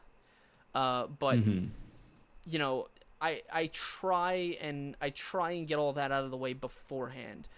Maybe play a one shot with the group before your campaign to try and get a sense of them, get everyone comfortable with each other, and make sure you're talking to your players, and make sure your players have an open line of dialogue, that they understand that if there is an issue, we're going to sit down and talk about it. We're not just going to let it sort of stew behind the scenes, right? I have a saying that is, any solution to an intergroup conflict, any solution that doesn't involve sitting down and talking like adults is not a solution.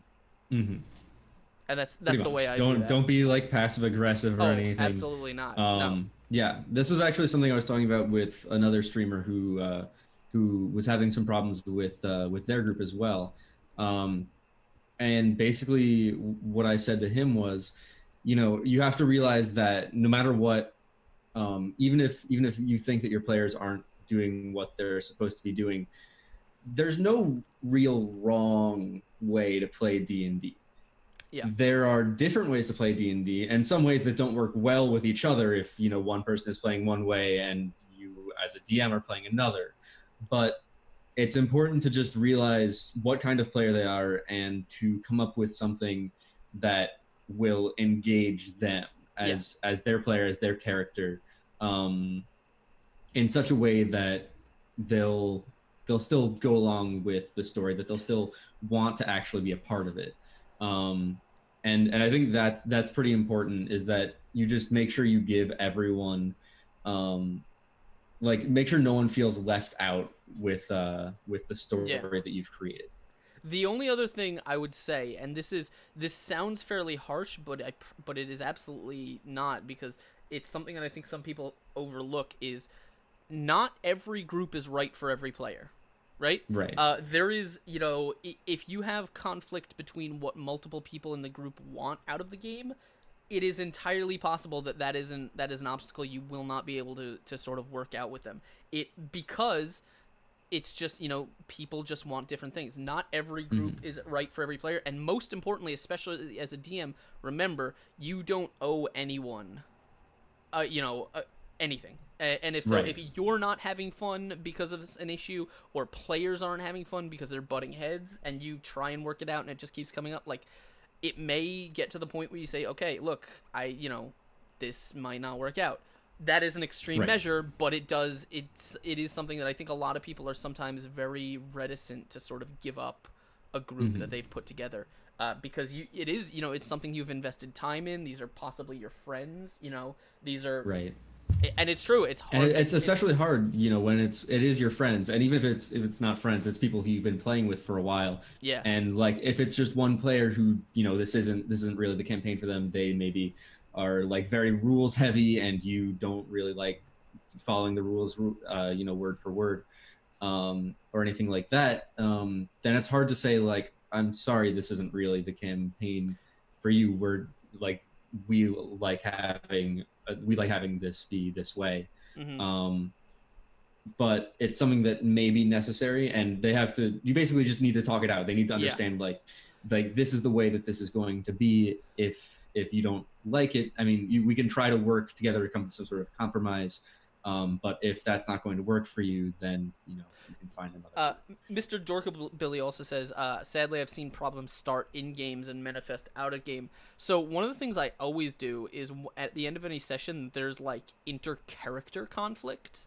When, because it happens sometimes, characters in a game get snippy with each other, or they butt heads in game and stuff.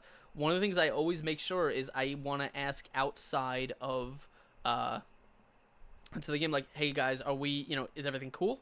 And yeah. I think 9 out of 10 times the players will be like, no, everything's fine. We're having fun. It's just, it's a little bit of character drama, but it's not, obviously I'm not mad at this person for it. But sometimes, like, there is that 1 out of 10 times where it, someone might take it a little bit too personally, or they might, it might bleed over, and you might have, character drama causing friction between players, and that is something you absolutely need to sit down and talk your way through, because remember, I give everyone the benefit of the doubt. We're all adults, you can sit down and you can discuss these issues like adults, and no one should get mad at it, because if they do, then they're probably not behaving like an adult, Right.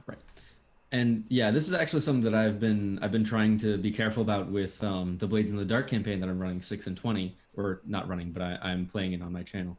In that, basically with Blades in the Dark, you're playing as a gang of criminals. There's no real good characters, so to speak. You're pretty much playing as scoundrels, thieves. Yeah. We're a crew of smugglers, and I'm supposed to be like the head of this crew. I've created my character as such, and basically in the first episode, when I was getting the crew together, I used this power that exists in the game called a ghost contract, where basically if you make a deal, if you state terms and shake hands on it, you are both bound by that deal, and if either of you break that, then you go through, you are cursed. You take a lot of harm, and like you have to either deal with that forever or find some very skilled arcane master to get rid of it. And as I did so, as kind of this character who's supposed to be like a mastermind, I basically shook hands with each of my player characters, all these people who are in the crew, and I said, you work for me, you do what I say when I say it, and in exchange I'll give you, it was like room and board, or a portion of profits, or access to drugs.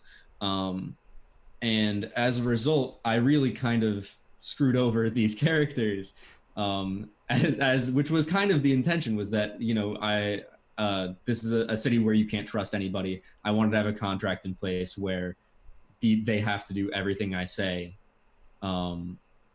But as a result, I've had to be very careful, because I realize that's a very strong-arming tactic, where I technically do have control over all of the other players if I want to.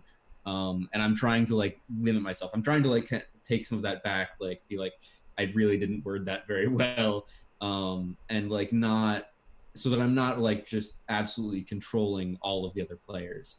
And I've been trying to talk with people, because I know that while I've, as far as I know, most of the players are okay with it. I think there are some people who, while not the players themselves, who think that maybe I'm being a little controlling, and I want to take that back. I don't want to be taking control of anything. I really want to make sure that everyone can have a good time and have their own thing going on.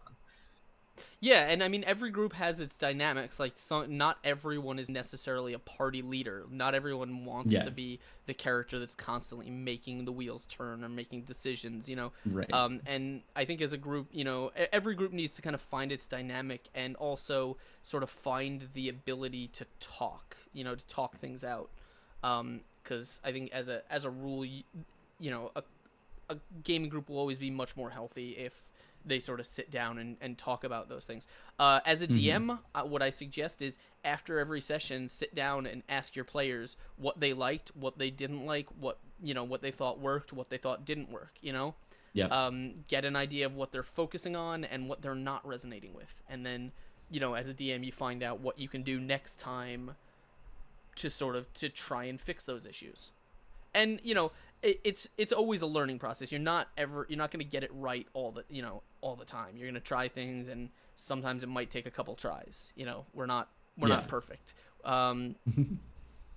But yeah, I mean, hopefully that is a fairly long-winded explanation on that. Yeah. But it is a universal issue, I think. Also, Axel saying, what I'm trying to say is that I don't want to ruin my friendships while I kill every other player. No, because I'm a soulless monster. But that is he's right. That is literally D&D. The first episode of that. I did kill another player. That was intended. It was planned. He was only going to be in it for one episode, and we were going to replace him the next one. But I wanted to make sure that all the other characters were fully aware of what kind of a monster my character was, and so I killed someone. To be fair, fine. To be fair, Speedy has not told me that he plans on killing any of the Writhing Moon cast yet. Yet. Would I tell you though? I don't know. I don't know, man. Ishman says, question, what are your favorite tools to use in your games, i.e. traps, puzzles, etc.? When you say tools, I assume you mean like DM sort of toolbox things to spice up a session or to make things more interesting. One of the things that I use most often is how do I phrase this? Cliffhangers. Cliffhangers is a huge tool that I think for me helps with one of the things that I am particularly weak in, which is having a being able to keep the energy going session to session, right? Mm-hmm. How do you, for me, I always struggle with how do I make sure that when we start next session, we're going to start on a note that everyone remembers. And the solution that I have found is treat every session like a TV episode, which means you have your introduction, your recap. You have time for one sort of big encounter or event. You have one big reveal, one character moment, and then one cliffhanger. Now, you can fit other stuff in there, but those are the things I think you should always have in a session, right?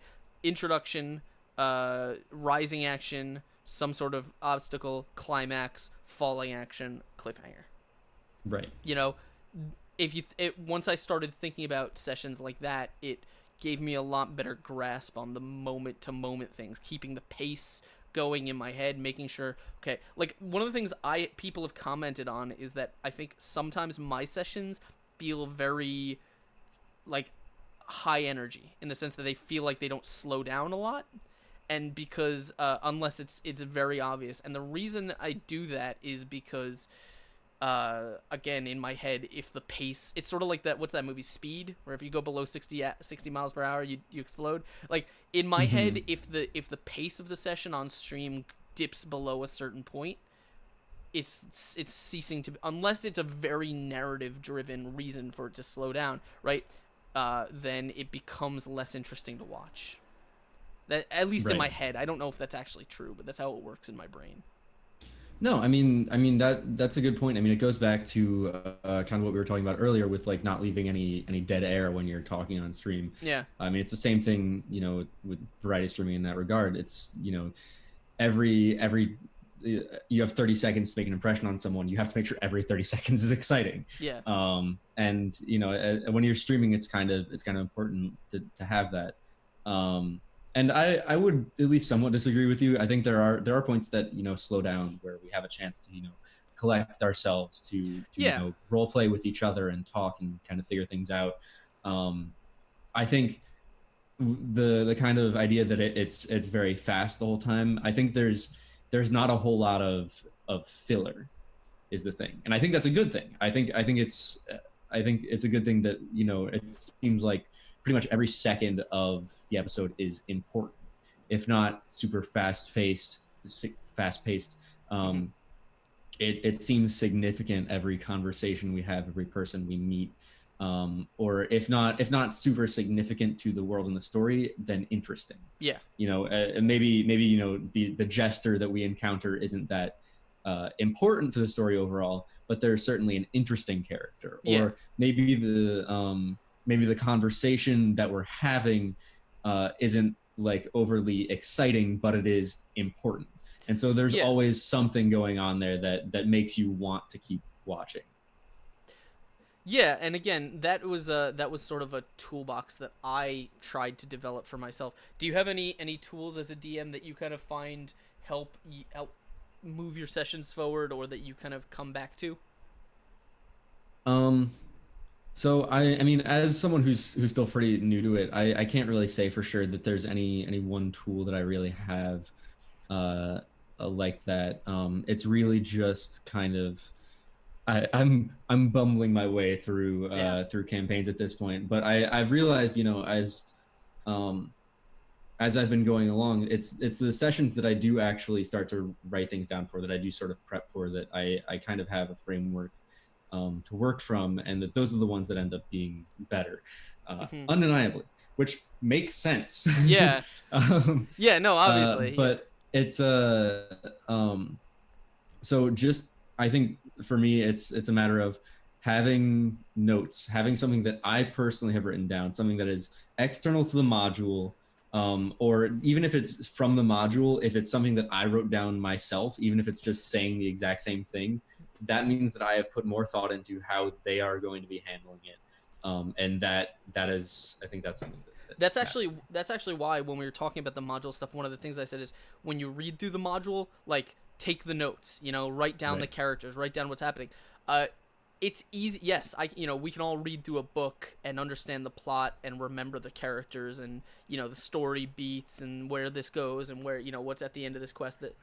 But when you and it's this is just proven psychology, right? When you write something down yourself, you are Mm-hmm. like eight You're times you're eight times, I think eight, exactly probably exactly. more likely to remember it, just the act of, like, I write notes that I almost never look at, like that's why Mm-hmm. I show you like my paper here, right, of notes, Right. and then I sort of fold it up and I put it over here, and I don't And you I don't don't look at it during the you don't look session. at it during this No, during the session. Yeah. no, because I I don't need to, because the act of writing it sort of meant that you don't. cements what I need in my head, right? Whereas if Mhm. I were reading that out of a book and I just okay, books right here on my screen, I have to scroll through. Okay, where was that? It was on this page, and it was on this page. Like, no, it's like I don't want to do that. And so yes, absolutely, as a DM, always, even if you never use them, write Mhm. yourself a couple of notes. And Exactly. for me, again, it's never anything specific. This is right here. This page is Adamantine Chef in a box, and it literally starts out. It says hook. Broderick Quink sends party to show capital to deliver scroll. Ninth level Archmage, wielder of the staff of Jaraxxus, Obrex Crystal, Seven Spears of Santiago. The names that he has, I write those down because I will forget them otherwise. Right. But then it says, intro: meet Chef Bupon and family on the road, attacked by acrobat bandits while caravan is moving. Like, there's not an encounter detailed there. Like, there's not an No. event that's gonna happen. There's not a, it's literally just reminding myself, okay, this is what comes next. Everything else I can improv, right? I can wing everything else, because when the Mhm. encounter comes in my head, I'm thinking, what does it look like? What's a cool scene that we can build? Like, can we make the carts go fast and then the ninjas fight on top of it? Like, can we throw someone off the cart? Exactly. What's a cool visual that we can get here? But none of that has to do with the actual fight itself. Mhm. You don't need detailed notes for that. That's all in your head. You've got it already. Yeah. You know it. Um, and I think that's, as a DM, that's the interesting part. It's like, this information. Just give yourself a way of remembering it. And everyone takes notes differently. Mhm. I always say, prep as much as you need to feel confident. Right. And yeah, for some people that means prepping a good deal. That means, Yeah. spreadsheets and spreadsheets of information, and paragraphs, pages of backstory that no one will ever read, Yeah. including you probably. Probably never again. Um, Yeah. Right, but it's something that you kind of and that it makes it feel, if it makes you more comfortable doing it, then absolutely. But yeah, that's basically the same way that I've taken notes for the one shots that I've made. Is like, it's a single page. It has bullet points. It has a few character names, and hooks, and that's about all it needs. But yeah. Yeah. I think there was a question that I scrolled past because it didn't. I don't know. Whatever. I think we're probably over 10 o'clock, so why don't we make this the last question that we're going to have time for today? Coming from our man, Mr. Four. He says, random question, I guess. How would you handle romance in your campaign, or if it cropped up for a character? Four, are you coming on to me? Are you saying that... Okay, so... Does Gurney love Felix? I think Gurney is in love with the stitched-faced maids. No, I think he likes Felix. I mean, I'll let you answer this first, just because I haven't had any experiences with it really up to this point, but yeah, go for it. So how do I handle this is fairly simple in the sense that I will let it play out in a way like I sometimes I will if I think it'll be interesting, like if I design a character, an NPC that is designed to sort of like their design direction is this NPC is going to solicit affection from one of the players, right? They're essentially offering a roleplay olive branch.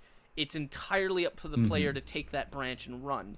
And I will usually temper what happens on screen based on how they actually choose to take that baton and run with it. If the player seems to sort of buy into it and is comfortable with that sort of role play, then, and I think it's interesting, then we might keep going, we might develop it more. Or if they completely spurn it, like, here's the thing, and this goes back to that one time where, like, in the story, an NPC was supposed to hit on a random PC, and mine happened to be walking into town, so it was chosen. And my character made a choice to not, to shun this, right? And it actually also happened, I remember it happened on Storm King's Thunder too. Is like I had a character who his wife and child had died, right, recently when their village got destroyed. And so we were in a bar, and it's like, oh, this barmaid is flirting, and my character's like, nah, I'm not about that, right? It's like, because I just lost my wife. Like, why would that be a carrot? But for some reason, everyone in the party decided that was a funny thing. Like, we're gonna now make sure to remind this character all the time that, oh, you turned down this woman, you must not be into that. It's like, nah, it doesn't fit, right? Like, right. I don't want to do that with this character. And so if a player kind of does that, like, it's important to not make them feel like they made the wrong choice there, right? Don't pressure them one way or another. Don't punish them. Especially don't let other players at the table give them a hard time for their their choices here, because that is an entirely character thing that should be their choice. But if they do choose to develop it, then at some point it becomes it might become required. It might become important to have a conversation with that player and say, like, okay, are we comfortable with this? Like, what are we what are you planning on doing here? And then are we gonna have another NPC who's tagging along with you for the entire time? Yeah, and it's so there's a lot of conversations there, and I think it's those conversations are one that a player and a DM should have, but also if it feels natural, in the campaign or in the moment, like let it happen and see where the player goes with it, because they might surprise you. Yeah, I think that's a very good point. Is to pretty much just let it happen. Whatever, if the player seems to be interested in someone, just kind of let it play out however you think it might go, and just try and make it have the NPC react as you think they would. Yeah. Let it happen kind of naturally. Like thinking about it in the Encounter roleplay game I was just in, at the very beginning, in I think the first episode, we encountered this like pretty much gang of orphans known as the Baker's Dozen, which one of the other players already was the head of. And as we walked into this place, this other character, the one that Will was playing, basically he like whispered to the DM and was like, "This seems like a place where my daughter might be." And so basically she wrote in that his daughter was there. And then from the conversation that ensued from, the Will's character and the other player's character, it was basically decided that, well, actually his daughter and Artie kind of like have crushes on each other, and like they're kind of in love. And by the end of the campaign, it was like, yeah, they're heirs to the kingdom and they're going to be married, and he's going to be the the king errant or whatever. And so that was never planned out. It was never even thought out beforehand that her character would even be there. And suddenly it just felt natural that they might have that connection, that there would be that kind of romance with that NPC. Yeah. But yeah. Yeah, it's a complex issue, and I think every player is going to approach it differently. So the way I look at it is offer those role-playing olive branches, let your players take them or turn them down as they will, and then, if they choose to run with one of those, find a way to make it important to the story. Those are... So the thing about romance in an RPG is when a player creates that connection to an NPC, that's sort of like... That's the level of buying into the world that DMs sort of wish for, Like, you can't get a player any more invested in your world than that, Right. Which means right away, as a DM, you instantly have a way to affect that player emotionally. And it sounds harsh, but yes, it is true. No, that you're right. If you want to cause emotions, fear, threat, there was fright. a lot of that in that campaign. It was like literally that girl Polly was missing. She went missing like literally like every other episode. Yeah. It was like a game of just where's Polly. And then the same thing happened with my wife, the character who was my wife and daughter. They were just like constantly in peril. They were just written into my backstory immediately, and just Louise was just like, yeah, they're gone. Good luck. Yeah. So I think, it is a complex issue, but definitely feel it out and find where your players are. By the way, I wanted to thank, and I totally meant, why is it gone? I wanted to thank Yeshelhead for following. Welcome to the madness, my friend. And also Firebite117 for the bits before. Thank you for joining us. Welcome to the madness. Thank you for the support. We're kind of coming up on 10:20, so I think that is pretty much all we're gonna have time for here today. We can't stay here forever because we've all got lives to live. Oh my god. I mean, maybe you do. All right. I have a life to live. Thank you. Oh, sorry. My OBS froze for a bit. Thank you, Yeshelhead, for the 5 bits. Thank you, my friend. If you guys are in chat, you know what that means. ED cheer, as we give beers for cheers. That's what we do around here. So when someone cheers, you give them beers. Is that it? It makes sense. Yeah. So that I think is going to be all we're going to have time for. Did I do it right? Did you no. What? That's not even right. No. I punish you. ED cheer. That's it. There we go. Oh my god. Ishman with the 6. Guys, cheers for beers. Beers and the cheers. Beers and cheers. Oh my god. A big thank you to everyone who came to hang out. Thank you so much, guys. Your awesome questions. All of you for coming out and chilling with us. And of course, big thanks to my buddy here, Speedy, for hanging out with us. Don't rush off though. We're gonna find someone to pass the love on to tonight. We're gonna go ahead and host someone, give them some love, and then we're gonna get out of here. But before we do that, Speedy, do you wanna go ahead and do some hooks, plugs, and maybe tell everyone your life story? Nah, bye. All right, cool. No, That's I'm Speedy. I'm not so speedruns. No, wait. I'm Speedy. You can find me at Not So Speedruns on Twitch and Twitter. I am a variety and D&D streamer. If you didn't learn that from watching this already, you can find me on those things. I'll be streaming actually right after this. Give me like maybe 30 minutes to eat some dinner, and then I will be on playing some Darkest Dungeon. which I literally picked up last week, and I don't know why it took me so long. It's so good. It is really good. I need to get back to doing it. Oh, you know what you should do? You should play some fucking Payday with me. Oh yeah, I could do that sometime. It's free. I want to get a Payday crew together. Yeah, I could do that. I mean, I do community games every Friday where I play games with like the audience and everything.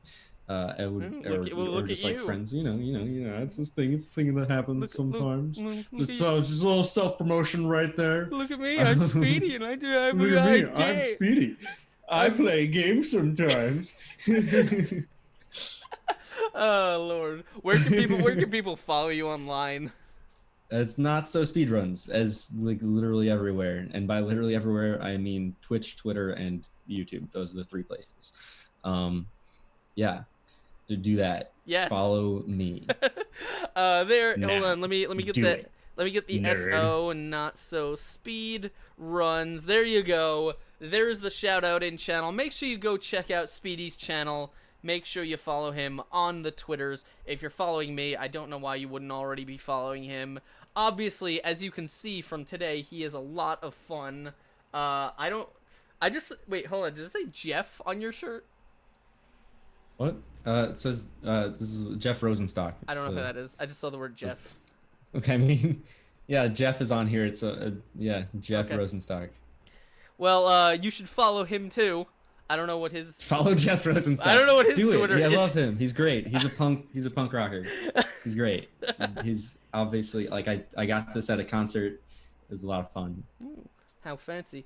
Guys, if you don't know, my name is Askren. I am the host and dungeon master here on the Exploding Dice channel, where we have live role-playing tomorrow at Wednesday at 8 p.m. Eastern. We are going to be having Iron Gods. That is a sci-fi fantasy D&D campaign. You should absolutely come out and check it out. It's a lot of fun. The cast is really, really cool. There are puns. There are fig boots, fig thing, whatever. There's a fig boot, and it's tons of fun. Definitely be there, and of course come back Saturday for the Writhing Moon, where you can see Speedy tear out that freshly dyed hair. It is going to be fun because revelations have been happening, man.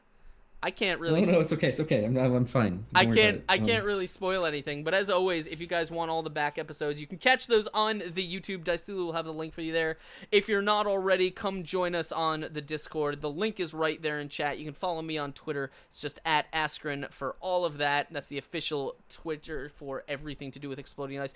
And of course, if you guys have not already, there is the link for our giveaway, where we are currently giving away a Wormwood custom engraved Sentinel deck box, a rolling tray, some hand painted Reaper minis, and all kinds of other cool stuff. That giveaway is really, really cool, and if you're already following here and on Twitter, then you already have entries, so make sure you get in and claim them for yourself. That'll be running all throughout the month. If you enjoyed the show, please hit that follow button if you haven't already, and if you really enjoyed the show and you want to help support it, consider hitting that subscribe button and becoming one of Dice Thulu's minions on GameWisp. It's just $5 a month, and you get all kinds of stuff, nat 20s and inspiration and tarot cards that you can give to our players in games. You get a special Discord rank, some custom emotes. It is just really, really cool all around. A sub on my channel is only $4 a month. Yeah, but sub to me instead. But when you sub to Speedy, do you get 10 extra entries in the monthly giveaway? Yes. Oh, I didn't know that. I'll be starting giveaways soon. I don't have one set up yet, but I'm gonna start doing that. I got in contact with Elderwood Academy, and they're going to be sending me a scroll and dice rolling tray thing. It's gonna be really cool, so you should do that. You should check it out. Well, you should also, but before you sub, you don't sub to him, sub to me. No. I have it on good authority that becoming one of Exploding Dice Game with subscribers makes you 100% more attractive to whatever person that's that working you out so well. Well, I don't sub to myself, obviously. Oh, okay. You're right. It's fair. We're fine then. Oh, Lord. Big thank you to everyone, and also Speedy for hanging out. Let's, of course, find someone who is online that we can pass the love on to. I think Exploding Dice is online. they are, but I think they're about to go offline right now. Why don't we go ahead and do this? You know what? Who's online? Who is online? Do you want to go say hi to Kiwo? Let's go. You want to go say hi to Kiwo? Sure. Yeah, let's do it. We're gonna go drop some love on Kiwo. She's playing Intruder with friends. If you don't know, Kiwo is a good friend and just an adorable human being and a ton of fun. I am going to drop the raid on her. So there is the link, ! Raid, and it's going to be in chat. So what I need you guys to do is I need you to hit that link real hard, smash the hell out of it, and when you go to her channel, I need you to type Exploding Dice Raid and also butts. Lots and lots of butts. And we are going to be passing the love on to her. That, I think, is going to do it for us, guys. Don't forget to join us tomorrow for Iron Gods. We will see you there. And thank you. As always, we'll see you next time, but don't let Daisulu get his tentacles on you because he gets very handsy when he does. We'll see you next time, guys. Goodbye.